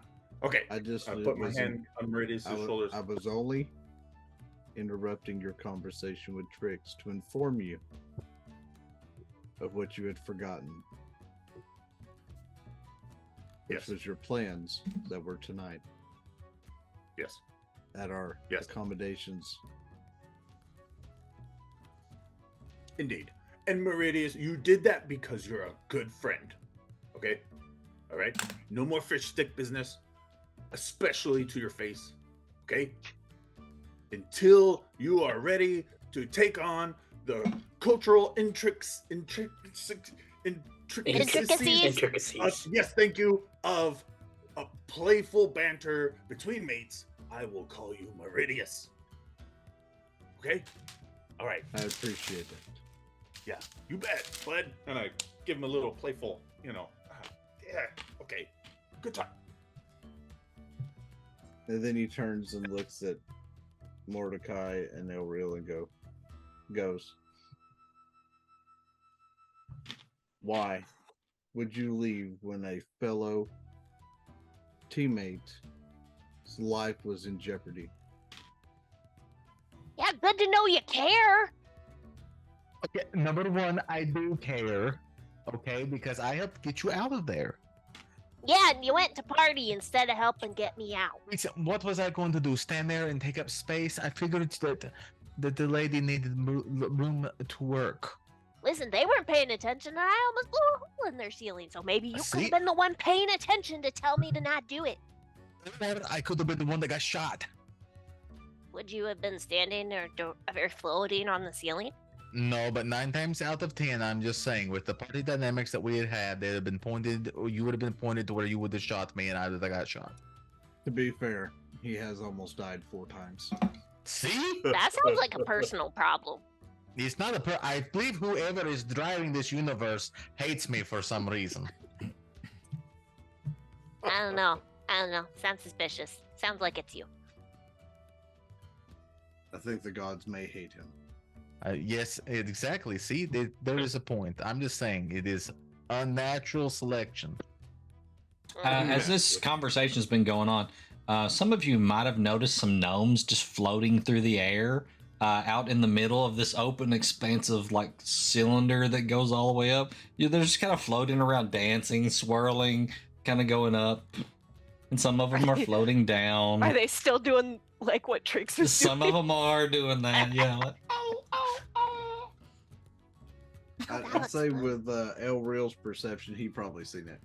Meridius has been too engaged with the conversation with Keltesh and Mordecai to care. This thing, I could not unpetrificate you, so I made way out of here so that the people that could help you had room to work. Could have at least like stood outside and looked really serious and sad. You didn't have to go to a festival. Did you It make was any? to pass the time. Did you make any money while you were here? I did not. I You did. did though. See? I made 10 gold. Well, no, I made 9 gold. I lost 1 and then reclaimed 9. A profit's a profit.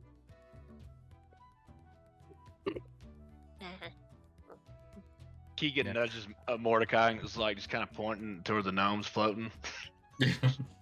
Mordecai turns around. Oh yeah, I was going to tell you guys about. Do you guys want to try that? Why? I do that constantly. Well, not everybody has wings. I would like I to. could make you some. And plus, this way you could fly and it wouldn't wear your wings out. Why are they looking worn out? Are they getting I rusty? mean- What's going I on? mean, they Is could something use a wrong? little oil. I mean, everything was petrified, so you probably want to lube it up real good. You guys do notice a gnome sitting there, kind of just. All the gnomes are going past you, but you just notice one's sitting there, like looking at you guys. Hi. Hello, You guys little are- mom friend. You guys are hilarious. Is one or all of you going to enter the contest? Contest. I mean, What you would be a contest? shoe-in. The joke contest? No, that's okay. None I'm of sorry, you? did you say joke? Joke? Ha-has? Yeah. Funnies? Yeah.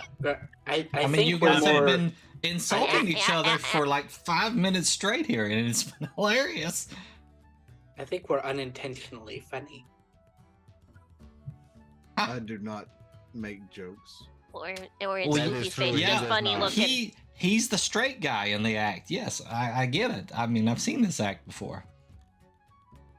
He You always is need pretty- the straight guy. He is pretty straight. That is true. You do need the straight guy. And the straight guy's never funny. That is also true. But it makes him funny because he's not funny. Yeah. Yeah. That is He's also That makes no true. sense to me. Yeah. But you should check out the contest. I think it goes on up another level here. You'll see the big opening in the stage, and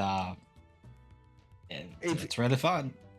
If we do enter the contest, what is it that we win if we win the contest? You get 3 jokes of your choosing. You get to tell, and then they judge, and whoever gets the highest score gets 500 gold. All right, who's actually funny here? Yeah. I do Well, not know. I believe I think- I've been something like a Stitch for a minute. I mean, I think you're the best bet, man. So Hey, there's 2 do you ways agree? on a technically playing this as a game type of thing. A way to do this, you can either straight up come up with 3 jokes by yourself, which is completely legit if you want to, or you can roll. And I have a list of like 50 jokes, and depending on what you roll is what Yes. joke I give you. Yes. Okay. Oh, I want to roll. Okay, I want yeah, we'll I do want that. whoever does this to roll. I kind of want to throw my hat in this ring now. Jix is just gonna spectate, but she wants Keltash to enter. All right. So you guys can think about it, and because you got some stuff you have to go past before you get up to that level. Mordecai, are we still going to ask Meridius and Keegan about the other? Yes, about the punch drunk. Yes, there's a contest that I believe that you both are made for. Tell. Meridius looks at him. What are you talking about? Okay, so what you do, from what I've been able to gather from this game, is like you both drink, right? And then you hit. And basically, you keep drinking and hitting each other until one of you goes out and can no longer proceed. And then the other person is declared the winner. What are we drinking? It is ale. Sorry. I don't participate in that kind of drink. The battle of the holies. I do eh? not either. I've never met a dwarf who didn't drink. I walk a different path.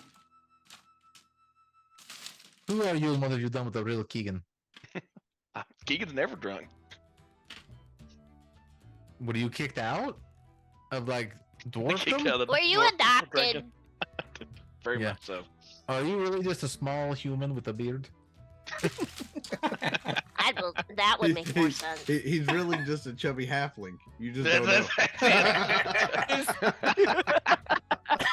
He's just a little chubby halfling. The chubby halfling with a belted dwarven kind. Yep. I love it.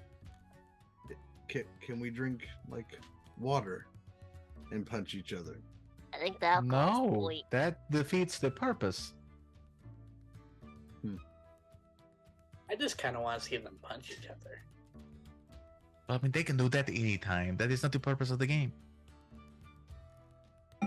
I thought it was.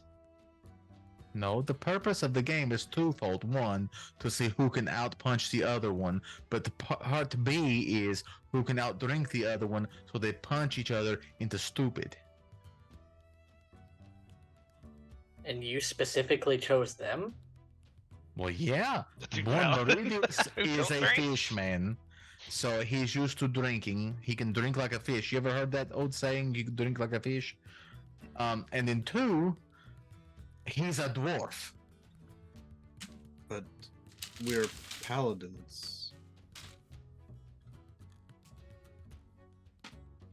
And Is the We're- dwarf one a little racist? I'm We not sure. have sworn oaths. Same.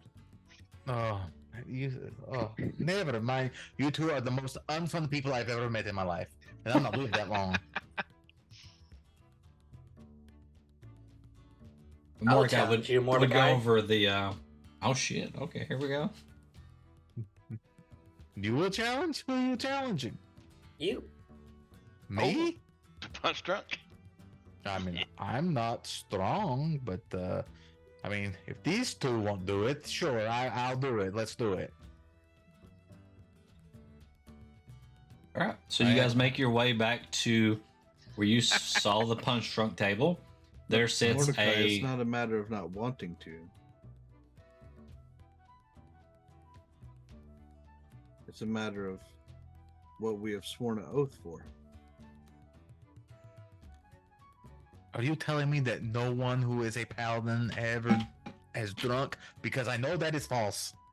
I have seen them. No, it is not. It is who your deity is and who you swear loyalty to. Last paladin I knew couldn't hold his liquor, got outdrank by a girl. So you're telling me Bahamut doesn't let you drink? That is correct.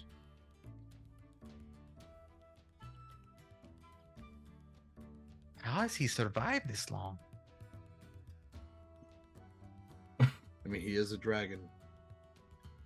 Yeah, but if all the dragons not being able to drink would make him like the worst. I mean, Tiamat will still let you drink. And If I she's got served- 5 hits.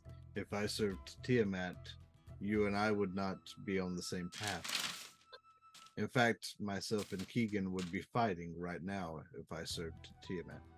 I'm just saying you should really talk to your god about maybe changing up some of the rules just for the fact of, increasing recruitment.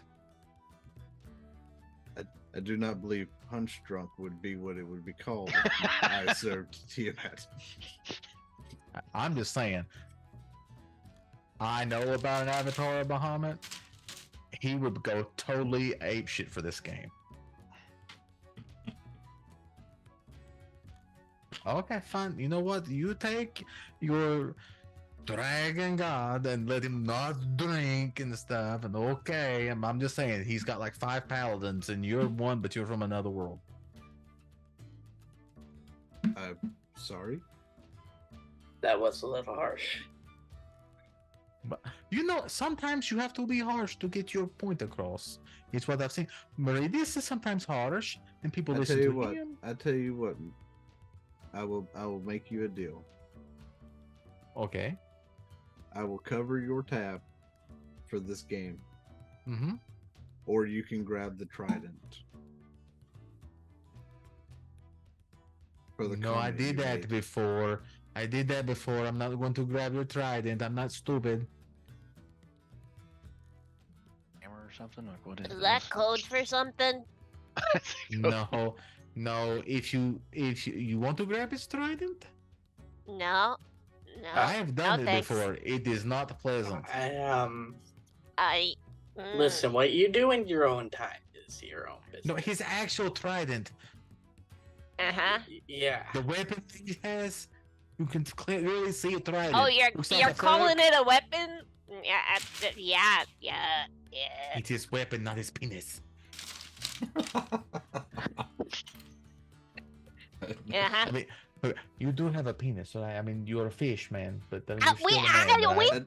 at that point, you see him pull his shield back and pull the trident out and go, "Did you just accuse me of not having a manhood?" I did not know. I did not know the anatomy of a murder man. I am sorry. I was just trying to clarify for the sake, for the sake of everybody here, that I was defending you. By the way, a second ago. Is the little gnome guy still around us, just watching? Yeah, he's just watching him. He's got some Sitting there eating pretzels. popcorn. Yeah, he's sitting there eating some pretzels. So. All right, Spoofy, let's do this. Let's do this. The punch drunk. He has snacks for their sacks. All right, so you guys make your way back to Punch Drunk.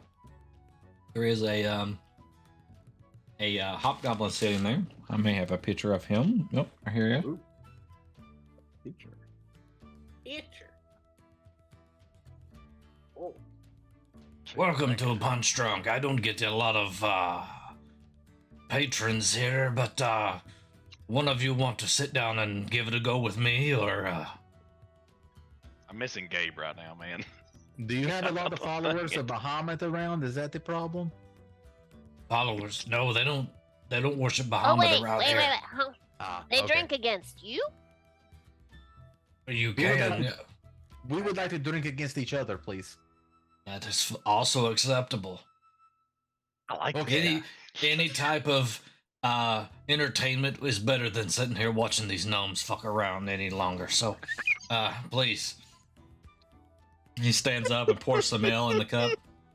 Coming soon to only liches, gnomes. This guy's just bored out of his mind. He's just fucking bored. The name's Nick Skull. I run the weapon shop here. If you guys are interested, you look like adventurers, so maybe you want to stop by at some point. Yes. I have a question. Since you are the weapons shop guy, would you know where to in the town that there would be a good place to purchase firearms for my friend and my other friend? Trix is gonna pose with her shotgun. Yes, She's I really proud of actually He sell grabs some the of barrel, those puts it in my up. shop, and there is another shop, but we don't need to talk about that one because he sells gold. junk, and it would just blow up in your face probably. Can I insight check the individual of saying Sure. that the other one sells junk? I would Yep. also like to. Trix is too busy Good. flying into the air to get her gun out of with Mordecai because I'm going to pay for his side of this. Spooky Okay, is a former shop owner, so he knows the lingo and the bullshit. All right. So that is a 18 on insight. That's only a 10. for A me. 10. A 10. Spoofy, you tend to want to believe him. Meridius, you think he's just, using sales tactics here to try to get you guys to come to his shop. Okay. Yeah. So Meridius looks at him and goes, very well. Anyway, the name is The Walking Weapon. You can check it out. I won't be open this evening because we're doing this, but tomorrow you can stop by. Be open all day. But anyway, sit down here, and here pours the ale. It's 5 gold apiece, and it's just a bet against you guys. I don't even want a cut of this. All right, so the way you guys play the game is first off you roll a d20 against each other to see who goes first. And usually when we're going player versus player, we like to roll it inside of the application. Trix is gonna put her gun away and she's gonna say to Kagan, Grabbing it like that makes it more likely I'm gonna shoot somebody by mistake. Probably you. An 8. Well, What's I'm the- not a ceiling. What's so... the thing to roll a d20 in Founder? /R space D20. D20. Doesn't it show up in found? Yeah, Oh, yeah, okay. I've got it on stream also, so you can see the dice rolling. So that's an 8 and a 5. So Mordecai, you get to go first. Okay? So the way it will work is each round consists of each contestant drinking a flagon of ale. Okay? And then they exchange punches in the order of Mordecai gets to hit first, and then Spoofy gets to hit Mordecai second. Okay? Let's take this off. So after you roll, after you drink the flagon, you need to roll a con save versus an increasing DC. Okay, we're going to start at 10 and increase 1 per round. And depending on if you succeed, nothing happens, right? There's no effect of the alcohol. If you fail, you suffer a -1 times the round that you're on, okay? So in round 1, it'd be 1. Round 3, it would be a -3, okay? If you fail by more than by 5 or more, it's a critical fail, and it's going to be -2 times the round, okay? That's going to play into the next roll where you actually strike the other one. So when you strike the other one, what happens is, let's see, going in order, the first player rolls a strength check versus the fortitude DC of the other player. A natural 20 always hits and a natural 1 always misses, okay? So the fortitude DC is 10 plus your strength plus your con, okay? So yeah, I need those numbers from you guys. So I need to know what each of your fortitude is. And then each round that can be reduced by the con check that you've made. All right? So in that round, you may be more susceptible to being hit because you're feeling the alcohol a bit more, okay? So if you get struck, which you're going to get struck every time, but we have to consider the ones that actually connect really well as being effective, hits. So once a player has 5 effective strikes against them, then they're out. They're knocked out. So if an opponent wins the strength contest by more than 5 when they roll, the opponent takes 2 effective strikes that round. For that round, instead of just 1. And then, of course, the game ends when one player receives 5 effective strikes. Okay. All right. So, what are your fortitude DCs starting off? That would be a 15. So 15. So that's 10 plus your strength bonus plus your con bonus, right? Yes. All right. Mordecai, what's yours? That would be strength. So it's your strength score plus your con bonus. Not the score, Okay. it's the bonus. Yeah. Bonus. Okay. Bonus amount. So it would be 13. 13. Okay. All right. So here's what we do. We start off, and each of you roll a con saving throw. Okay.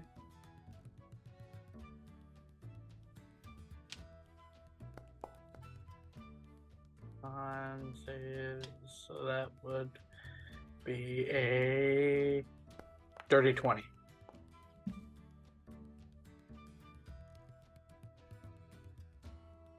Let me start this on a new page here.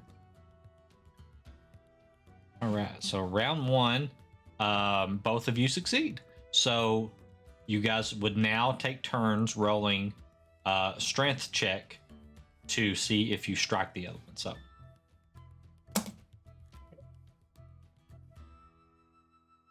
So Mordecai, you would roll first, and you roll a 5 plus 6, or I'm sorry, a 5 plus 1 is 6, which is a fail. So you hit him, but you guys aren't really into it yet, right? So it's just you light slap on the face. And then Spoofy, I mean, you roll a 1, so you just barely kind of reach over, and after he gently tapped you, you just kind of reach over and tap him on the chin. He's like, This just feels silly. Nick Skill is like, come on, boys, you got to get into it. Dude's gonna fight both of you if you don't. As he pours you 2 more flagons, and then you guys drink. So what was You that? both succeed again on the check. It right now is 11. So Okay. you guys both succeed. So, and you would roll your strength. So that is an 18. That one connects. So Mordecai, you reach out. Oh man! Spoofy, you take a shot right to the nose. And then you're like, you grimace, but then you kind of haul back and you hit him just hard enough. So it's like, ow, Mordecai. You feel it a little bit, Mordecai. So each of you have one strike against each other. I don't Okay. know, guys. I think they're both seeing red here. I get it. It is because we are both red. I get it. I like it. It's funny. Thanks, clan. So now you want to play serious, huh? Okay. What is it that they said back in the guild? Oh, yes. Ding, ding. Is that whenever they called you to mop the floors? Oh, No, actually, I was called in after. Oh, now this is getting good. All right, guys, here. 2 more drinks. Oh, a 1. Nice. So both of you fail by more than 5. So let's see. Mordecai, you rolled a 6. Yep. So both of you fail more than 5. So that, and we're on round 3. So that is a -6 to each of your fortitudes there. So now roll your attacks. Mordecai goes first, and he rolls a 7, and against Spoofy's 9, which is a miss. Spoofy, you roll a 7 versus Mordecai's 7 this round, so he takes another hit. So Mordecai, the alcohol hits you this round, and you're like, you swing and you barely clip his cheek. But Spoofy, it hits you as well, but somehow you feel that and you get enraged and you just pop him right in the nose again. Still like barely slap making contact. Yeah. this is great. Maybe a little bit of Anybody blood else on think that this one, is a little Mordecai. sad? Ouch. All right, here comes round. Let's see, round 4. Trix is looking really closely at So the blood that that is an Mordecai's 8. wiping up. That is another critical fail, Mordecai. So it's a -8 this round. And Spoofy is a natural 1 again. Oh That my is god. another critical fail. These You both rolls are are at -8. All right, so let's swing. An 18. Ooh, with some power on that one. So let's see. That makes you definitely hit Spoofy with that one. So that Mordecai's would be a 5, and Spoofy connects barely again. So you rolled a 19, and his would have been a 7. So that gives you 2 strikes on that one, Mordecai, because you beat it with more than 5. So you critically hit him, we'll say. All right, so I'm mopping the floor with you now, Spoofy. round Who's 5. mopping now?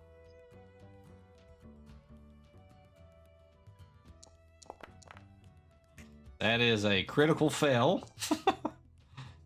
And that one is also a crit. Well, let's see. Yeah, both of those are critical fails. So that would be -10 to both. We're gonna have Yes, to maybe. carry these dudes home. They're gonna pass out from the alcohol.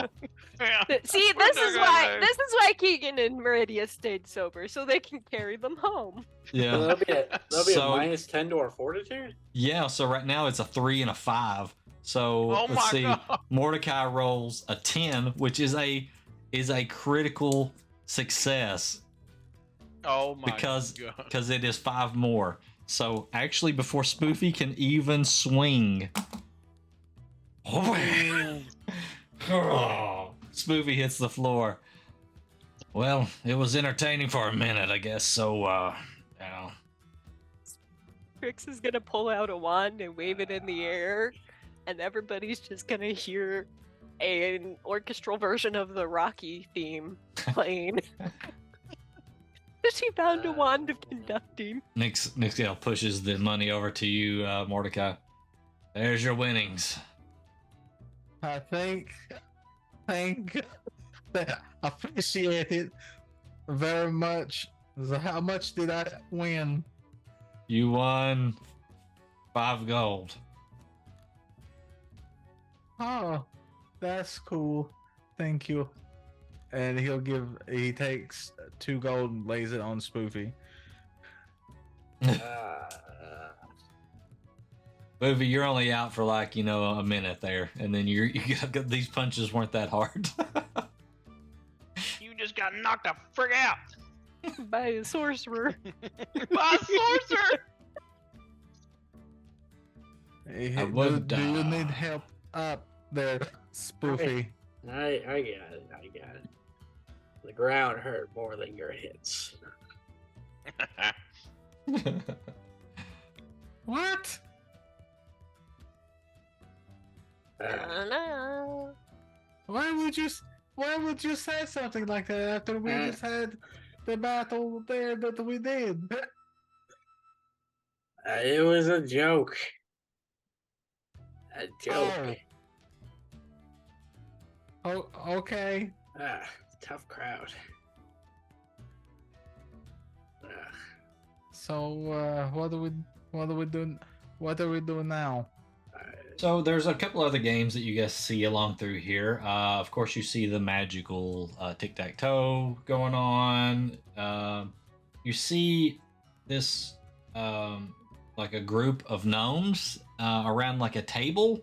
This long like table with like sides around it, and you guys kind of go over and look, and they're racing lizards and betting on which lizard's going to win. And then you look over to another table, another place over there, and it looks like some people are playing some type of dice game for money. So Trix is going to quietly pull a jar out of her pocket and take the lid off, and she's gonna fly next to Mordecai. All right, Mordecai. I got a question for you. Okay. Boink, marry, kill. Meridius, Keegan, Keltash.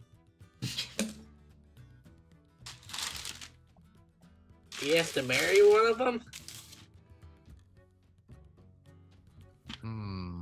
That's okay.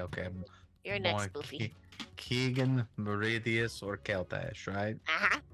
Okay. So, Boink, Keltash,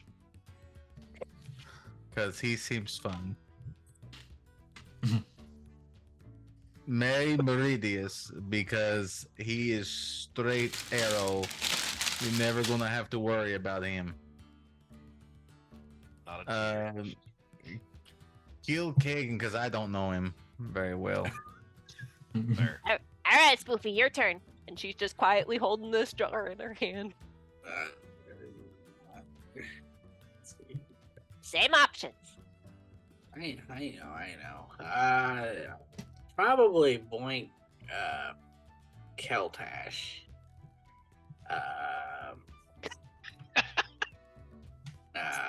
Mary Keegan. He seems like he could live a good, happy life. Radius is just too straight and grump. I'd kill him. All right. Thank You you. know what though? And this building upon these questions that you asked, Is this gonna get us in Our- trouble? our party is kind of a sausage fest, is it not? I mean, A bit. Trix is here. Yeah. A little bit. But she I'm is used to only it. like everybody else is, a Dan Dangler. Yeah. Trix is casually screwing the lid back on that jar. Let's not use that phrase. Okay, you got it. I'm sorry. That was yeah.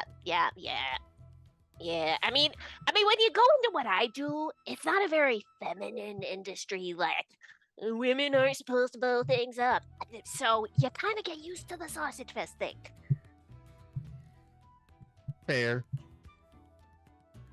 Fair. I can understand that. But you know what? I think you are very good at what it is that you do. See, that's the secret. So you don't take no shit of nobody. And if they try to, you tell, oh, Mordecai, and Mordecai will firebolt them right in the butt. Trix is regretting closing the jar lid. Mhm. Just right in the keister. Uh-huh. Mm-hmm. All right. Alrighty. So there are a couple of games that you haven't played if you want to play any of those, or there's some shops that are still open, or there is the joke contest that's going on. So that's pretty much your options, unless you just want to call it an evening. You can also find out how the gnomes are flying if you want to, and join their dance party in the middle of the spiral.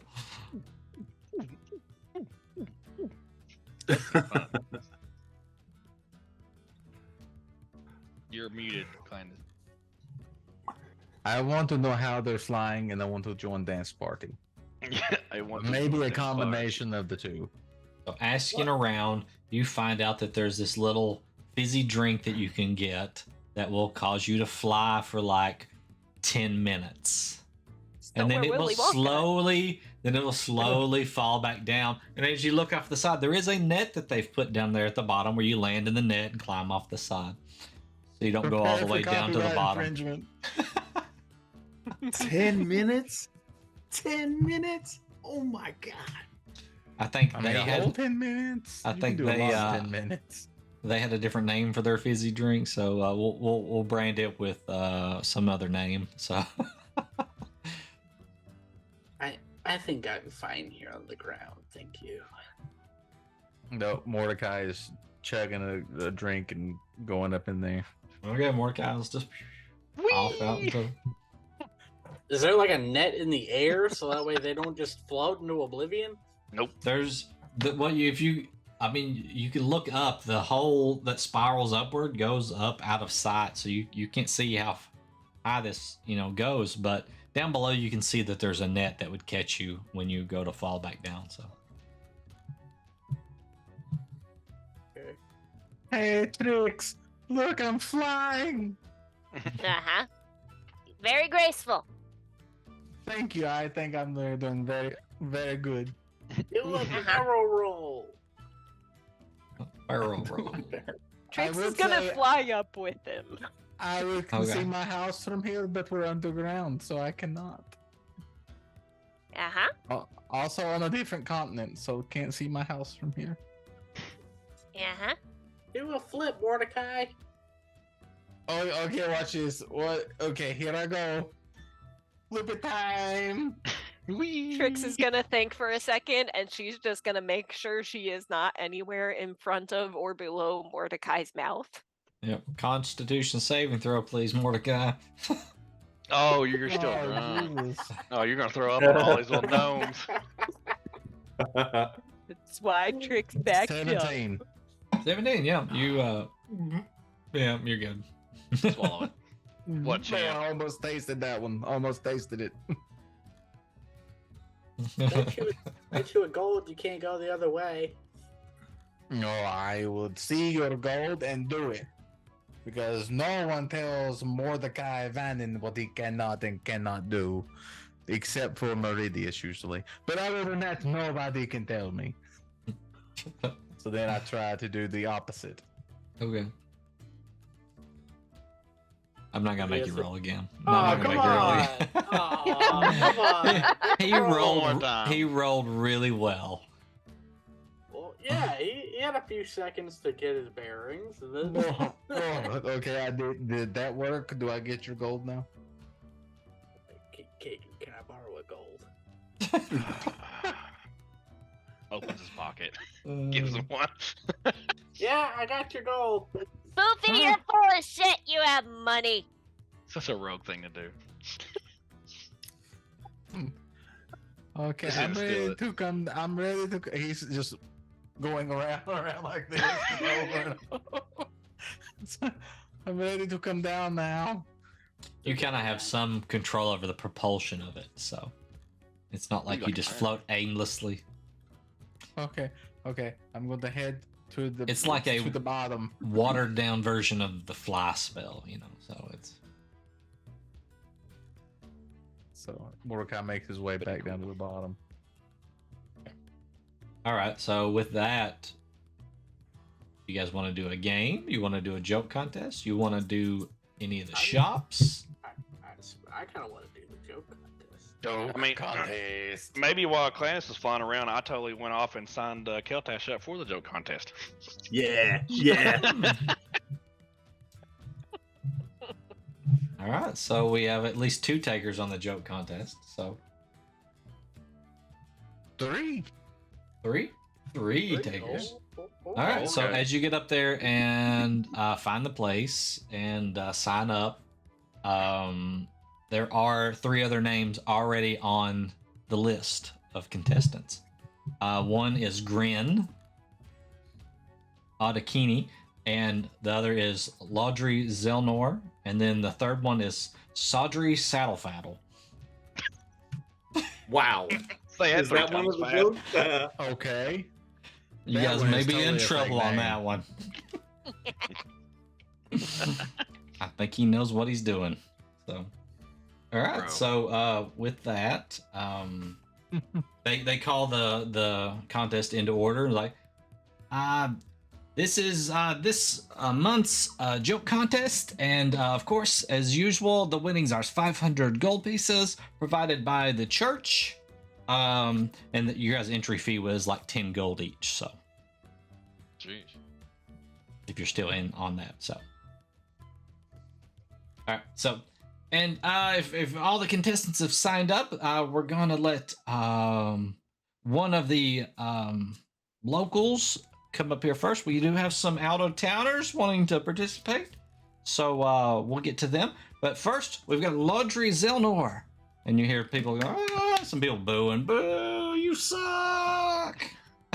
This is a tough My crowd here granny's tonight. funnier than you are."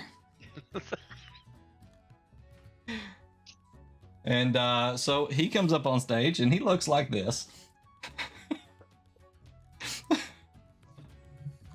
Got the little tufts of hair coming my out the God. top and the sides of his head.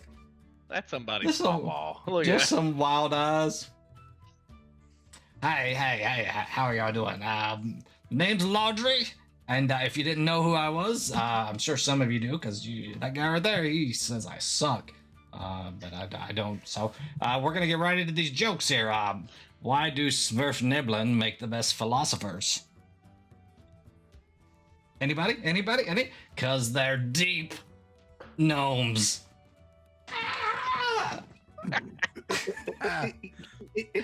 I get it. I get that joke. I do. I get that joke.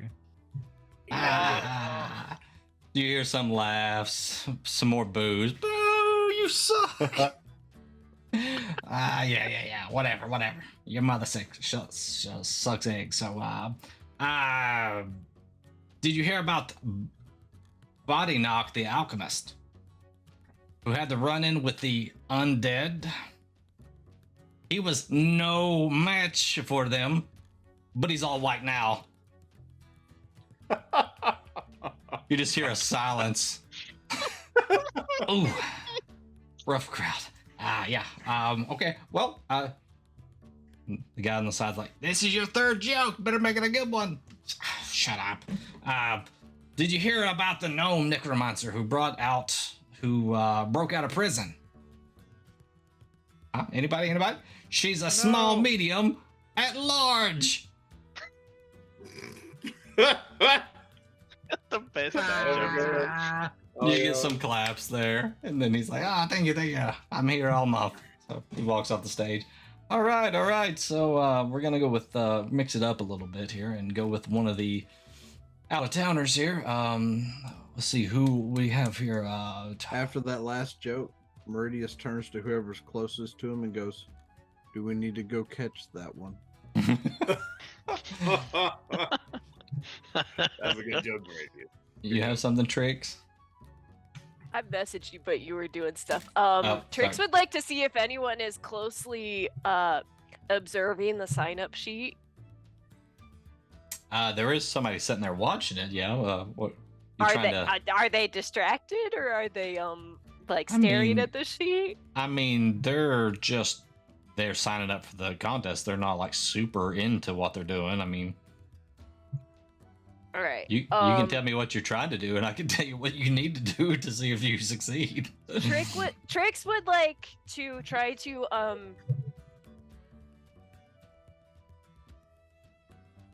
amend Mordecai's name on the sign-up sheet without getting caught.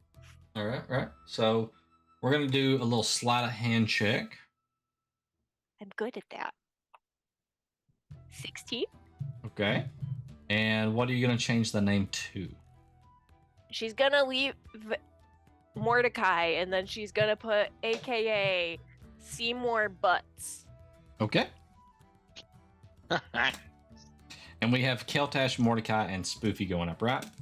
Yes. All right. So I'll roll to see which one of you go first. And all right. So up first we have where's the name? It's Mordecai Seymour Butts. That is not my name. I mean, this sounds like it's gonna be a good one. So come on up here, and I guess you walk on up there. So would you like to make up your own jokes, or would you like some of my jokes? No, I will roll. Okay, so we have Yeah. 30. Change his name. I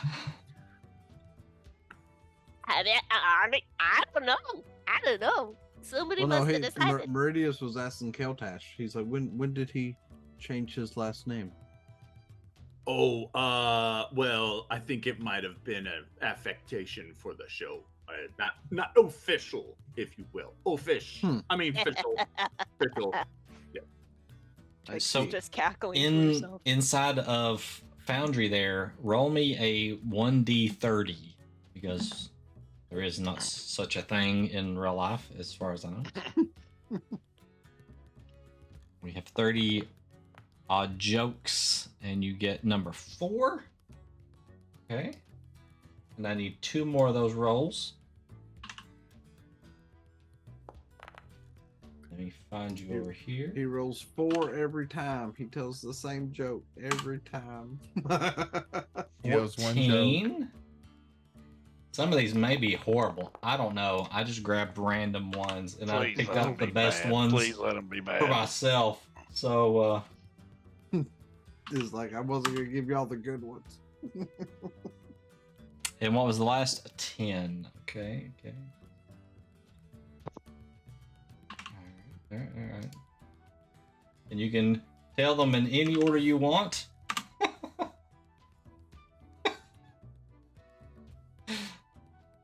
Mordecai, come on up here.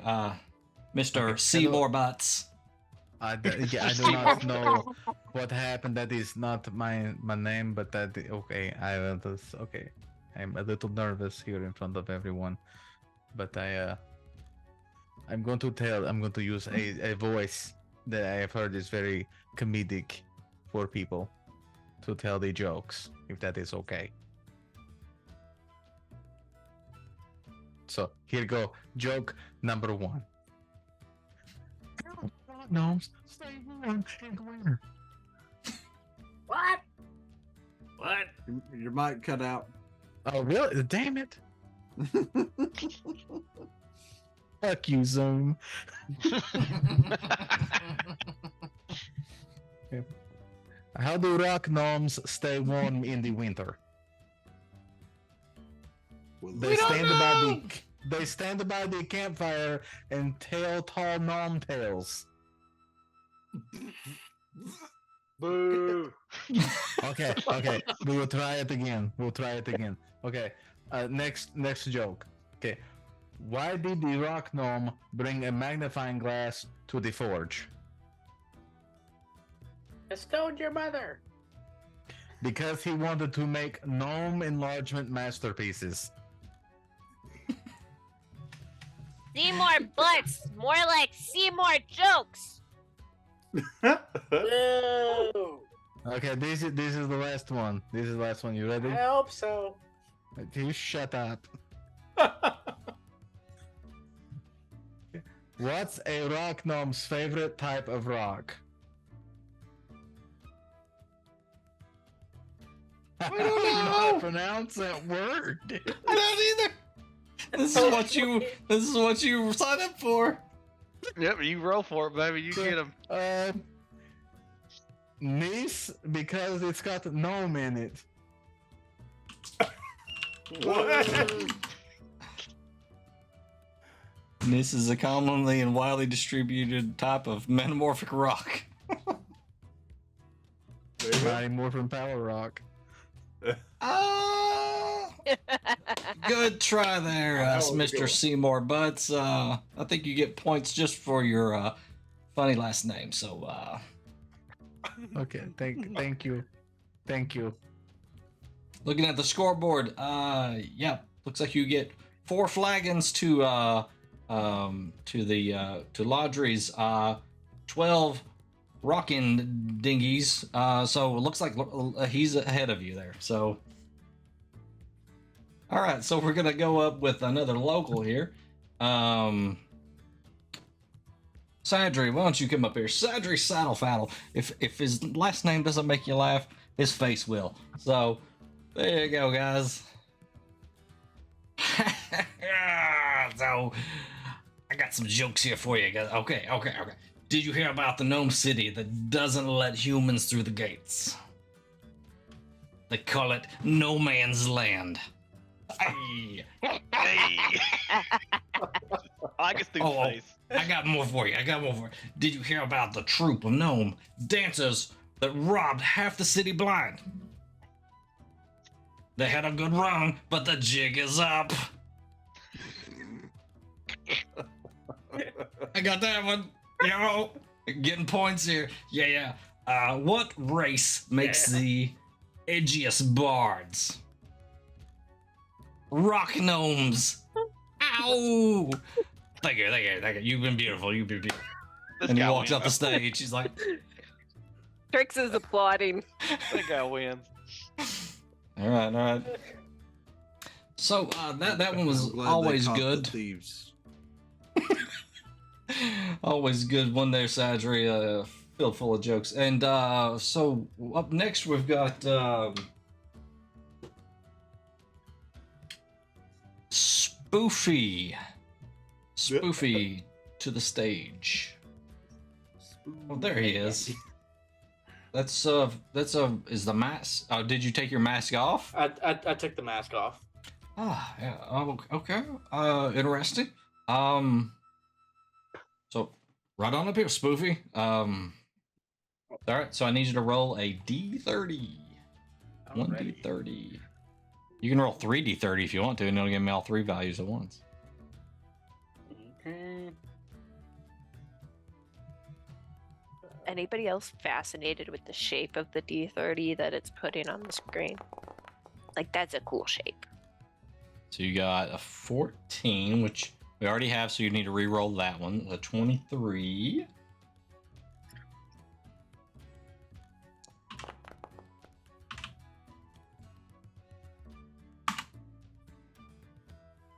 Three.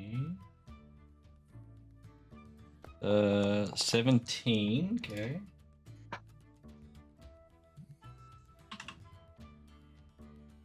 $26. 26. Okay. Gotta mark them off as I go so I remember who is what. Okay. Go. There's your 3 jokes. You can tell them in whatever order you want to. So. Thank you. It's so good to be here in this small little town. Say, I see a lot of you over here partying and having a good time. Well, what do you call a group of rock gnomes who play music together? A gnomphony. Aha! You get one of those in the audience who just goes, ah, ha, ha, and just loud laughing over everybody else. thank you, thank you. It's always good to hear that sort of music. Well, I'm curious to know, how do you organize a gnome party? You gnome-initiate a party planner. Because you use gnome in it. I get it. Thank you, thank you. This is better than the time that I wore a giant trench coat with two of my other friends back home. Well, say, what do you call a rock gnome who's always telling tales? A gnome adventurer.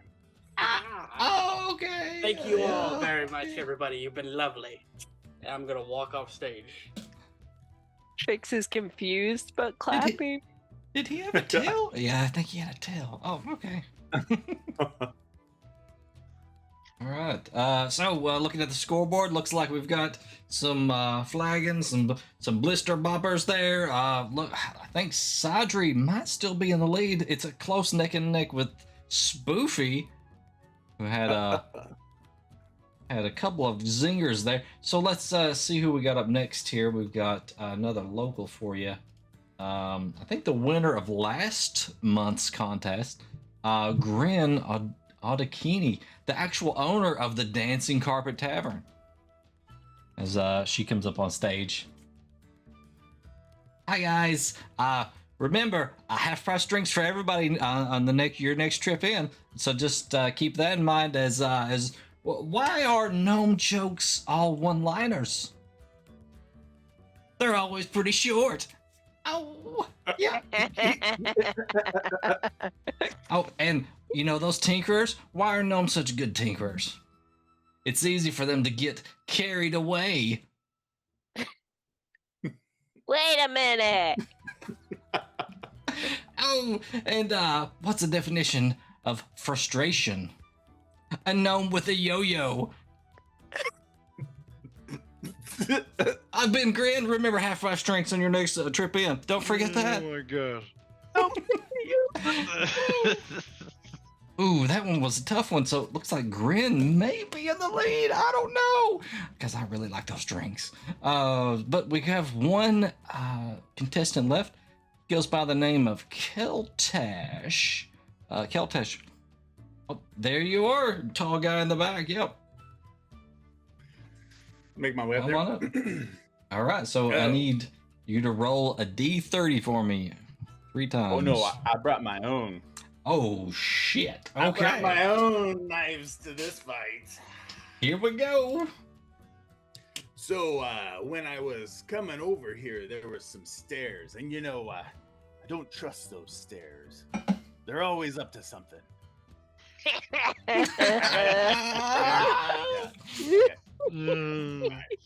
You just see Now, Grin did over on the anyone- side making a bad face at you. Now, did anyone have any of this this fizzy floaty drink over here, right? I gotta imagine that it was made.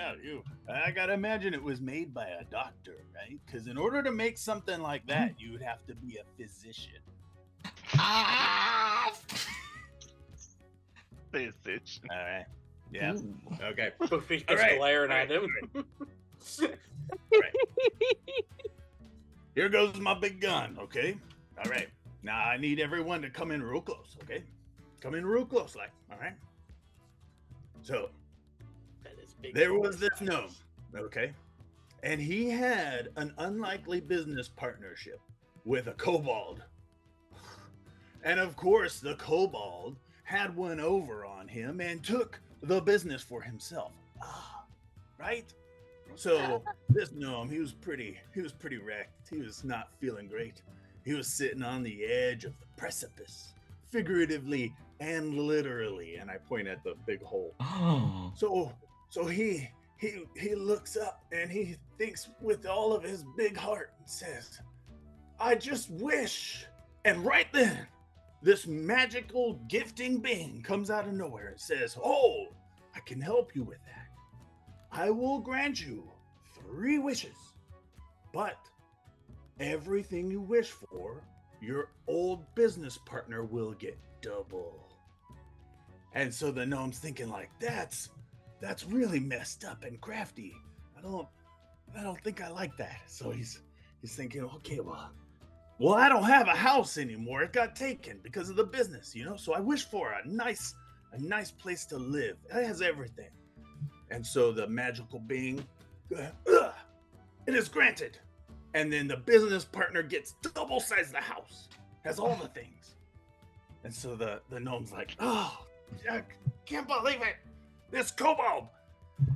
So he thinks in again, and he says, okay, all right, I got it.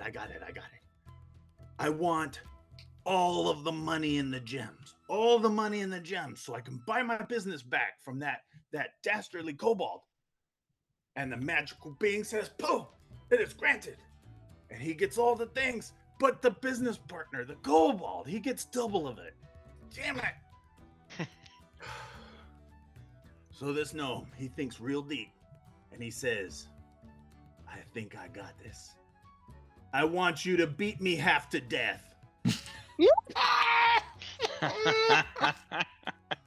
And then I walk off the stage. You're just cheering. Well, let me check the scoreboard real quick. Oh, I do like drinks, but I'm gonna have to give this one to the outer towner over here. We have never heard jokes like this before. Grin's just sitting up there. Sour look on her face. So they bring you out 500 gold, Keltash. Here you go. Wow, thank you. A round of Do I applause owe for anybody Russ. money, by the way? Do what? Do I owe anybody money? I don't. Wait, does I've been Keltash gone say for that a out while. loud? I don't know. No. Damn. PC's here. That would Alright. have been an opportunity. So, with the joke contest wrapped up, there's basically a few games, and then you can go to some shops. Maybe not Grin's Tavern. I don't know if she'd like you or not. But, or you guys can call it for the evening, so. And start out again tomorrow. What you want to do? Well, they're tricks. So I think we need to find some individuals who guard stuff, right? That's true. We do gotta see a man about a gun. Yep. I mean, we know Hey where the one there, shop is. But- Mhm. But yeah, I mean, I don't know. Meridius, my friend. Do you recall the name of the tavern? It's the tavern we're staying at, Caltash. He's meeting tavern you where that- we have our beds for the night. The one, it was called the Rubber Ducky or something like that. No, not the rubber. The Leg of the Lamb. The Flawless River Pub. No, The no, no, pork no. of That the can't chop. be it. That can't be it. Now that's That one actually is it, Keltash. unique. It would have stuck in my mind. Keltash, nothing sticks in your mind. That's the place. That is true. The only thing that really sticks with you, Caltash, is the drugs. Has anyone told Maisie we're still alive? Or is she still? We have not returned to the tavern since we went to save the girl. Well, bully, sally forth, huh? What ho? Where? What? Oh, we're gonna go back to the tavern where we're staying. Get a drink with a guard. Ask about boom boom. Good place called the Dragon's Egg. No, Let's it go. isn't, Keltash. You You're dumbass. Right, you're right. That was a long time ago. That one, I think. Alright, so you Alright, guys alright. head back to the Flawless River Pub then.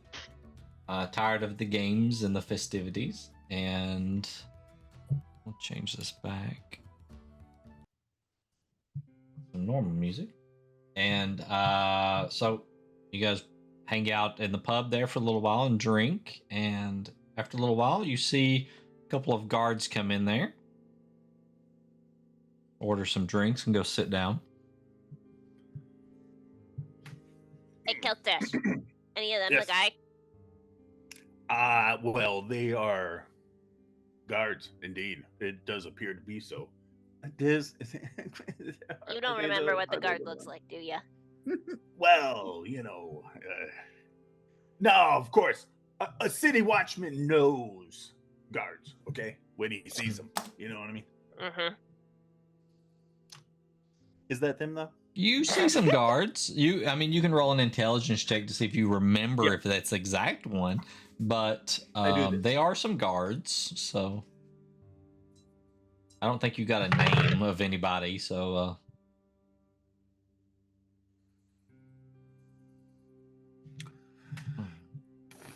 it's a 12. a 12. That's not too bad.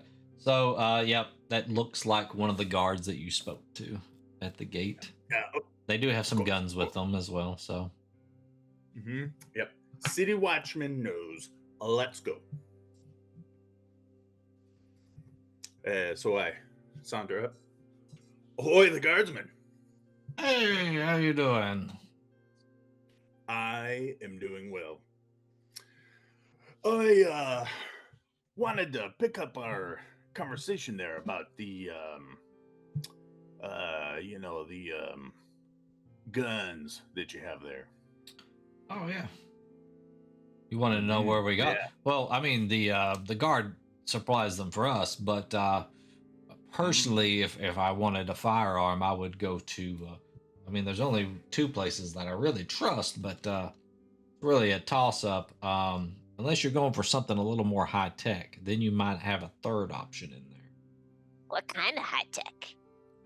Yeah. What kind of high tech? Some they call him a tinkerer. He really likes to get in there and experiment with things.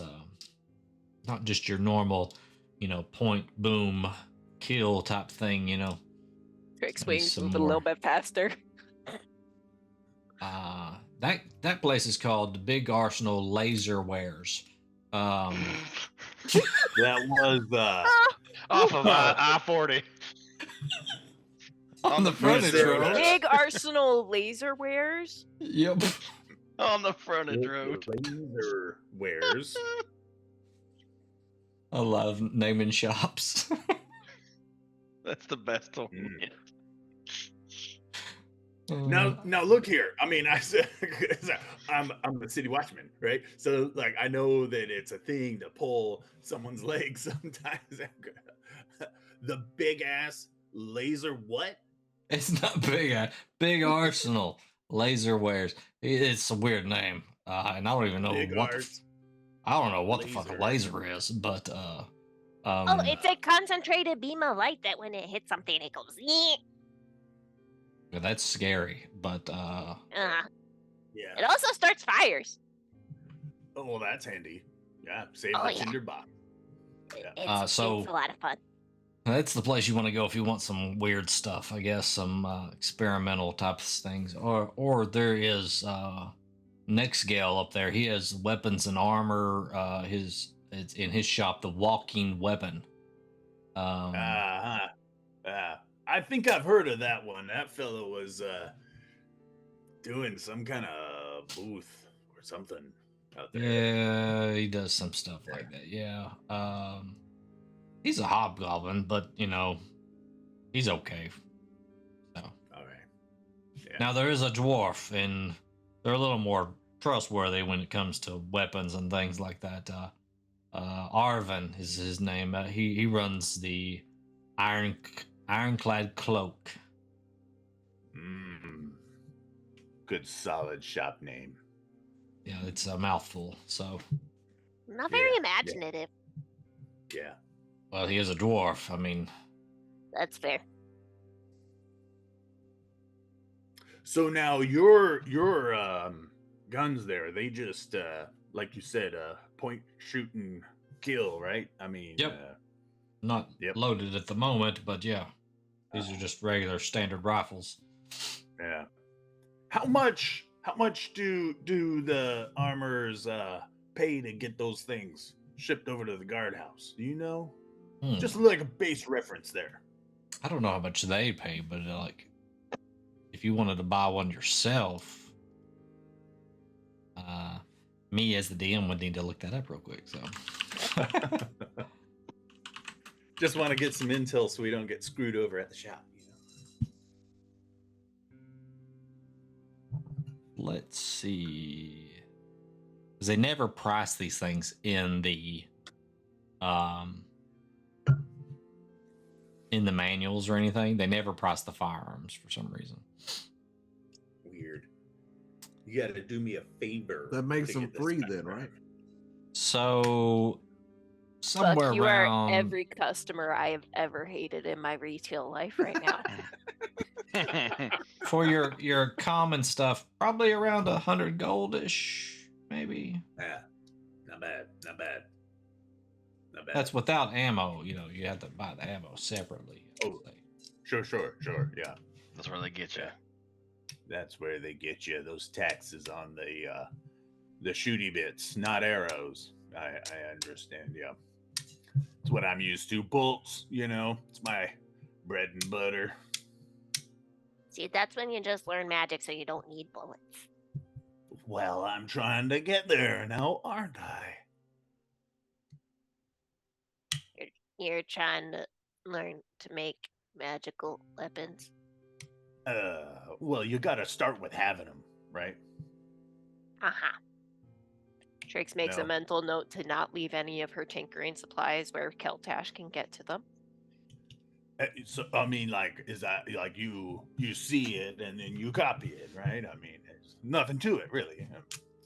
I went to school for 3 years to learn how to do this. Oh, 3 years, huh? Uh-huh. And I was blowing shit up when I was 6 years old. Yeah. So could you reverse engineer something that has a laser? Depends on the parts. Yeah. Because I wouldn't mind having one of those, whatever it is, on my head. A freaking laser beam on my head. That does not seem advisable. Well, just wherever I look, right? Kablooey, whatever a laser sound is. Ugh. It's more like "Nyeh." But Yeah. no, Yeah. that's a bad idea. No, really? Gun has control. Your head, none. Yeah, well, I guess you got me there. Like, what if I get in a headlock, you know? Yeah. Trix just looks very concerned. Well, right then. Around for these two here. Keep. Hey, appreciate that, sir. Yeah, well, thank you. All right. Stay safe out there, okay? All right. I promise I won't let him have a laser on his head. Please, please do that. Okay, and I will supervise his training with the firearms. Make sure he knows what he's doing. Yep, as long as he's inside the city, yeah, that's our concern. As soon as he's outside, that's all on you guys, so. Yeah. You got to know your boundaries, right? Work-life balance. Mm-hmm. I know. And these guys are all deep gnomes. They're very straight-faced. They're very to-the-point people. There's very little to no comedy in their bones, so they're just... Yep. Have you guys met my pal Meridius over here? I bet you could get along. Don't believe we have. Yeah. Maybe. Yeah, come on. Yeah. He might have came through the gate with you, right? So. Yeah, he did. Come on. All right. Okay, All right, so. Meridius. And whenever possible, after making introductions, I'm going to dip out. Okay. So they start talking about some very dry stuff back and forth, I would imagine. And then you slowly kind of scoot off to the side. And is there anything anybody else wants to accomplish this evening, or not, we'll advance to the next day? And or, you know, well, I don't know. Probably shops are closing down at this point, so you probably wouldn't be able to go back out to find any of these places until the morning, but Yeah, we know at least one of the gun stores is closed. okay. Anything else anybody wants to do? No. Yeah. Trix is just trying to record the stupid shit that people are saying with her jar. All right. I'd say that when Keltash tries to bring them over, that Meridius would have been writing in his journal. Okay. And he'd have looked up and be like, "What do you want?" Well, you see here, friends. Yeah. I think y'all would get along just splendidly. They're drinking.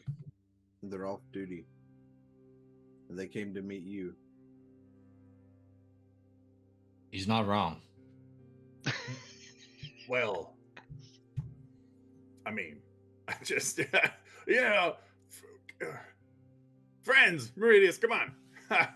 Trix You is know? ditched. I'm, Yeah. I'm busy. Hey, well, so Meridius, I just thought you would like to, tell them about your code, right? Maybe we can all compare notes, and you got a good code of ethics there, right? Like laws to live by. At this time, I'm busy. I don't have time to discuss that with them. Well, I mean, come on, Meridius, don't be rude, man. You can do that later, right? I mean, Which one of us Jeez. is being rude? You brought them to well, me. okay. Because I'm trying to, okay,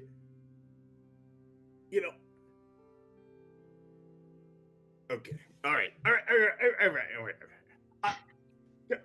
We're bothering him. Let's go, y'all guys, and I'll see you over there, okay? And I'm telling the guards Yeah. like, All right. oh, Yeah. yeah. They go back to their table carrying their bottles and glasses, the stuff that they Yeah. packed over. Yeah, I shoot a sad look at Maria. Fine. As he walks away, Meridius writes something else down in the journal. Is that Meridius's burn book? Yeah, it's his, No one's ever asked what the journal is. It's the death note. Ellen absolutely thinks it is his burn book. And so he finishes what he's doing, and he finishes off his glass of water, and he goes to his room. And as he's sitting on his bed, he pulls out his trident and he tries to utilize it to contact his family. Okay. Can you roll me a d20, please? That is a 14. 14. Instead of the normal voice that comes back usually when you reach out to one of your ancestors, a very gruff and guttural sounding voice comes back through. I sense blood of those that stand against me. Whoa. What is your name? Have I ever heard this voice before? Ooh, you're gonna have to roll an intelligence check. It's gonna be pretty high because it would have been a long time ago. It would have been when I was 3 when I heard this voice, right? As far as Buck knows, it would have been when I was 3. Yeah. Intelligence check. Damn it, this is gonna be rough. All right. So that was 18 minus 1, so 19 or 17. I mean, minus 1. 17. Yeah, So it was a minus it's a 1. little fuzzy. I would say that you would recall that it had something to do with the visions. You can't place it right now. Okay. But I know it's nothing to do with my family. Like, I know it's none of my family. It's not your family members, no. You kind of recognize the voice, but you can't place it, really, at the moment. Do I sense that it's evil? I mean, from the tone of it, it sounds nefarious in nature, so, yeah, probably. Maybe Who am I?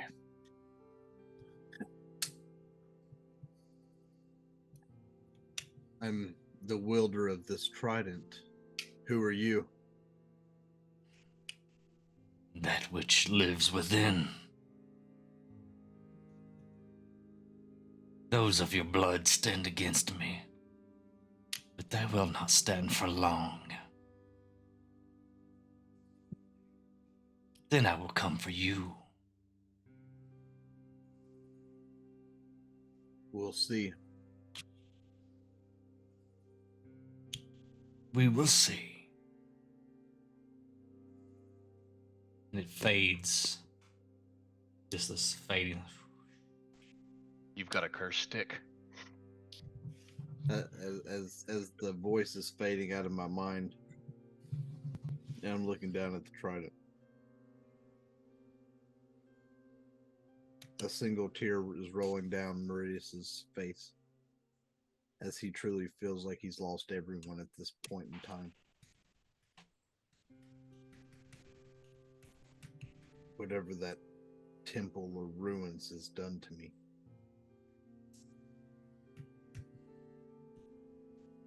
I've lost all connection to everything I've ever known.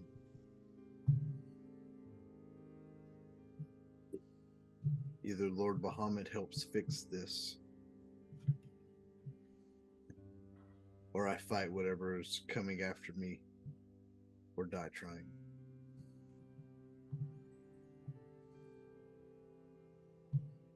Either way, I know what this trident has to offer. And I know what toll my family has taken to preserve what this thing is capable of. And as he says that, he sets it beside the bed and leans it up across or to the headboard.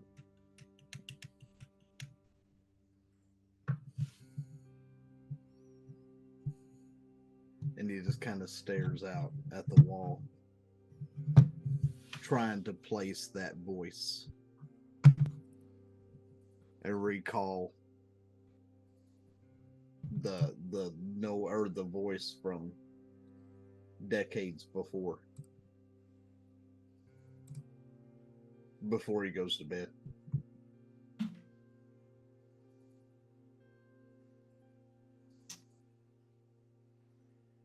Okay.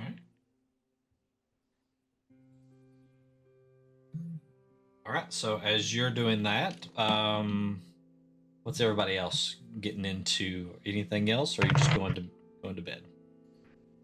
Before they go to bed, Trix is gonna buy drinks for Spoofy and Mordecai to keep them drunk and get them to say stupid shit. Okay. Sure, they're willing.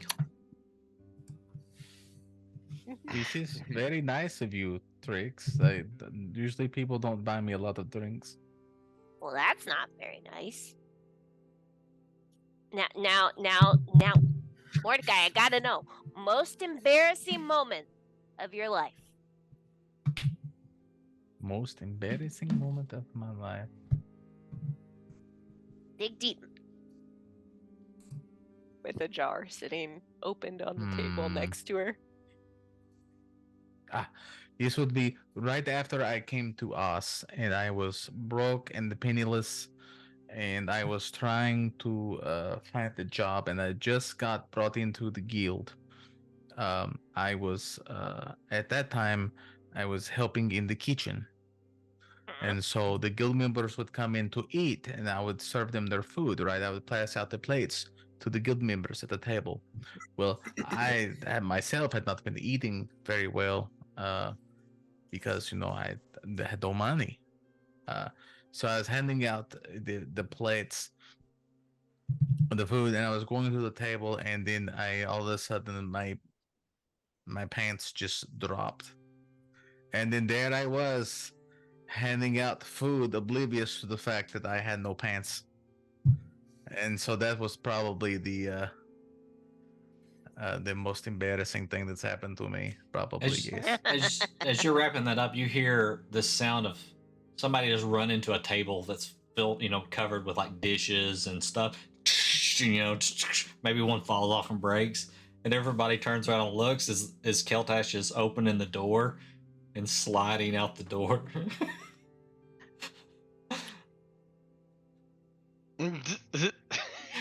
Like to leave the tavern? Yes. Did Should we you go just break after- all those dishes? Should we go after him?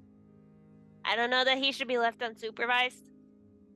I think we can trust him. I mean, it's Keltash. What trouble could he get into? A lot. He wants a laser beam to put on his head. I mean, sounds like that is fun. But I mean, do we really bother him? Maybe he needs some alone time. All right. Fine. All right, spoofy. Trix is pretending to be drunk. So Keltash, while they're doing this, can you give me 5 persuasion checks? Okay. Okay. Ooh. Now, Spoofy, your turn. Most embarrassing moment.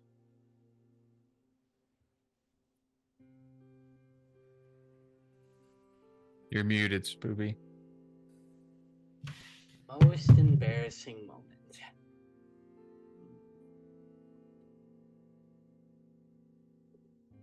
What was well, I was drunk in college, and I got talked into trying out for the swim team, knowing I can't swim very well. Yeah. How did that go? I jumped off. I jumped off the small board they had over the water. It's to like help you with propulsion, I assume, to help you go a little further and faster. But I sank.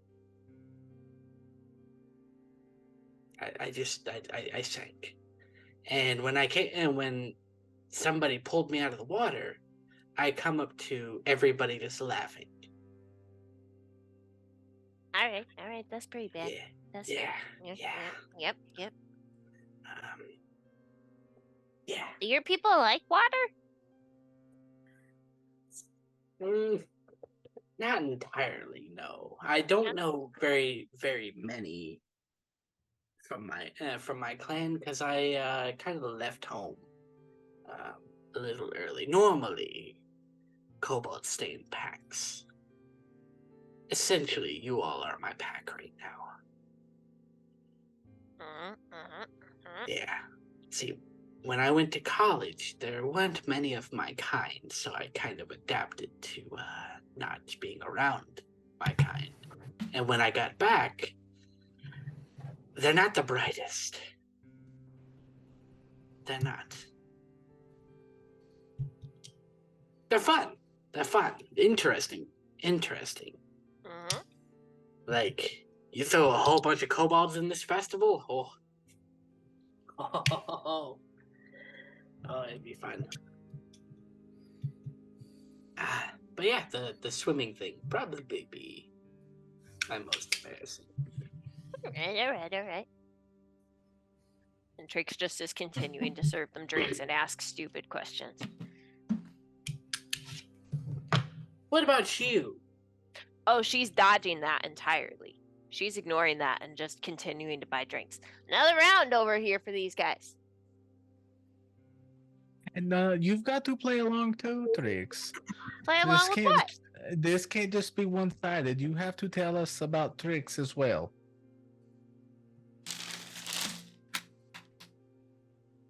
Trix is bummed because she thought they were drunk enough to not notice. I mean, I'm an open book. I don't know. I haven't really done anything that crazy. Dumbest thing was the wing thing.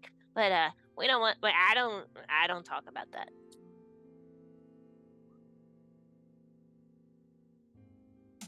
Chicken.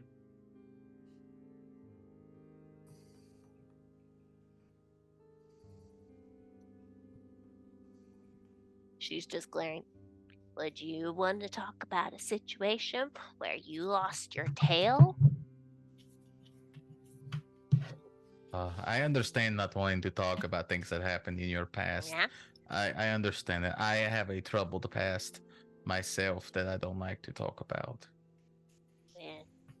It just it didn't go. It was not great. Yeah.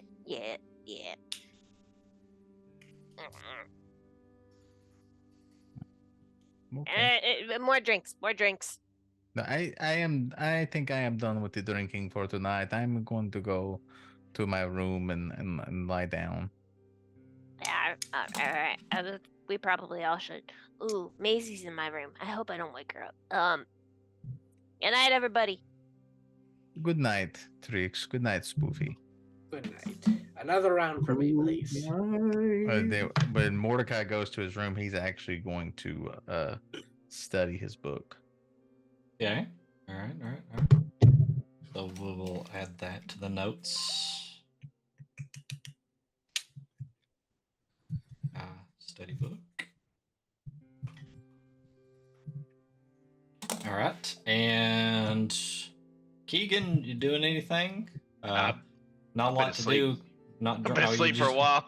You just been said your prayers, took your vitamins. Went night at about 9 o'clock. Did 100 push-ups. Yep. Went to bed. 999, 1,000. All right, not. Yep. All right, so Spoofy, you're the last one to go back to your room, right? Yeah. So as you kind of stumble into your room and kind of crash down on the bed a little bit, you lay back and close your eyes and start to try to drift off to sleep, but then you hear a voice kind of in the darkness. Cloak holds truths. It holds secrets, mortal. Each transformation reveals new facets of its power. Wouldn't you like to explore the depths of its potential? What potential? Keep wearing it. Perhaps you'll uncover abilities you never dreamed of. Abilities I never dreamed of. As you just feel warm and fuzzy about all this. Everything's fine. Everything's fine. You're really attached to that cloak. You really don't want to part from it. I'm not sure how he sleeps. Some people like to sleep in the nude. If you are sleeping in the nude, you'll still have the cloak on. So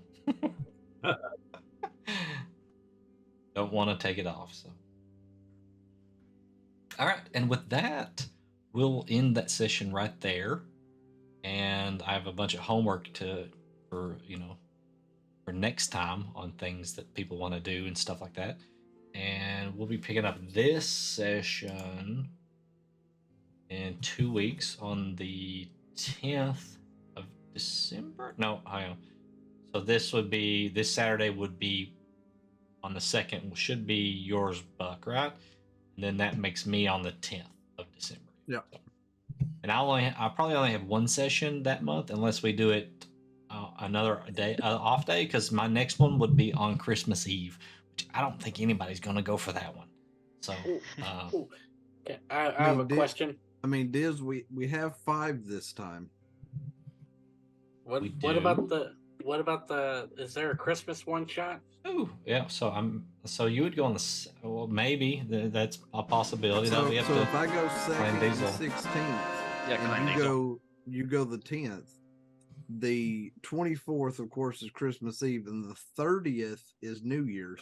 But if you do the 31st New Year's, if you do the 30th, then you could potentially get 2 this month So because the third. Well, see, if you're going on the 2nd, I go on the 10th, and then you say if I go on the 30th, we might be able to do that one possibly. Because we'll the throw it out there. 24th being Christmas Eve and then the 31st being New Year's Eve. New Year's, right? Yeah. So that may the be a 30th possibility. may be a way to get you 2 this month. Yep. So if you want to be informed, join our Discord, and we'll try to put out the information there on if we're going to be able to pull that one off or not. We'll talk to the players and see how everybody's schedules are, maybe a little closer to that time, and see if we can have enough people to play or not. All the holidays, chat. So yeah, just look for that. You can join the Discord. We have all kinds of socials on Linktree and stuff like that. You can go out there and check that stuff out. Don't want to beat you to death with everything if you sit here and watched us for 3.5 hours already, but we all have all kinds of stuff. Angie and Sloots, which are stream loots. But me and Clan should be doing some Super Retro Game Show tomorrow evening, I think. Continuing our playthrough of Legend of Zelda Oracle of Ages. Been a little bit easier than Oracle of Seasons so far, but we'll see. Everybody has been telling me the story's better than this one, but I don't know if the challenge rating is the same, or maybe I've just gotten good at the game from playing Oracle of Seasons, and maybe everything's just a little bit easier now. We'll see. Am I forgetting anything there, Clan? Probably a lot of things. You're muted, buddy. I'll fill it in. Hey guys, no, the Discord he's pretty awesome. And the socials and Sleuts. Of course, we have NerdTube, which is our YouTube channel. Go over there, youtube.com/Nerdacopia Network. Link is in the chat right there. You can go and catch up on all of our previous episodes of both D&D campaigns, Super Retro Game Show Extreme, and Three Old Men, and an old show we used to do called After the Roll. Those episodes are all on there for you to watch as well. And then we also have a merch store, which right now is all Super Retro merch at this point. But if anybody has ideas for other merch, you can go to our Discord, and there's a little channel called Merch Ideas, and you can post in there of stuff that you would like to see, and we will make it if we can at all. So definitely go there and check that out. All right, and let's see. We've got just one other active streamer. We usually shout Timmy Turbo TV out as well, but I think he's still probably on a hiatus at the moment.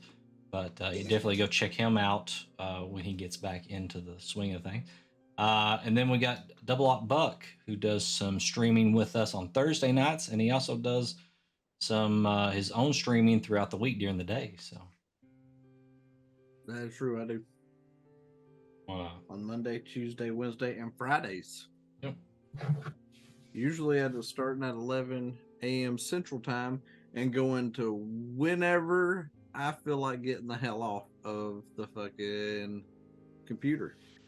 Sometimes it's 6 hours. Sometimes it goes all the way to 14. It's hit or miss.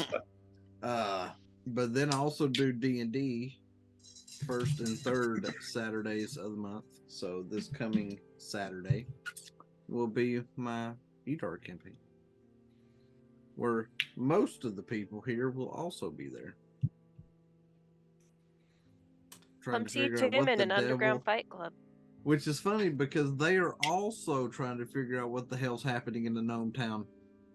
It is. It's a gnome town. We're both in gnome towns. I didn't think about that. So mine's got a little bit more diversity. I've got dwarves and halflings there. But yeah, for the most part, it's a gnome town. Isn't that a John Cougar Mellencamp song? I was born in a gnome town. Oh my gosh. But yeah, that's pretty much what I got going on. It's usually ASA or 7 Days to Die. I hate For the those most part. firewalls. They suck. Yeah. All right. So we'll hopefully see you guys tomorrow for Super Retro Game Show. If not, in 2 weeks for some more of this shenanigans. And we'll probably, I would think that it'll be the last session in Mornsai, unless you guys go completely off the rails. So we'll probably be making our track back towards Mondovas, which is where they all started. So 3-episode shopping arc. yeah, well, there is We've never shopping, done so that. it That's could be a that's lot of only shopping in next Edar. time. It could be We've a lot of never done shopping that next before. time. So, all right. So until then, we'll leave you with that thing that Clan Diesel always says at the end of our D&D streams. Exactly. Never fails. Insert catchphrase here. I think you were Remember muted or to something.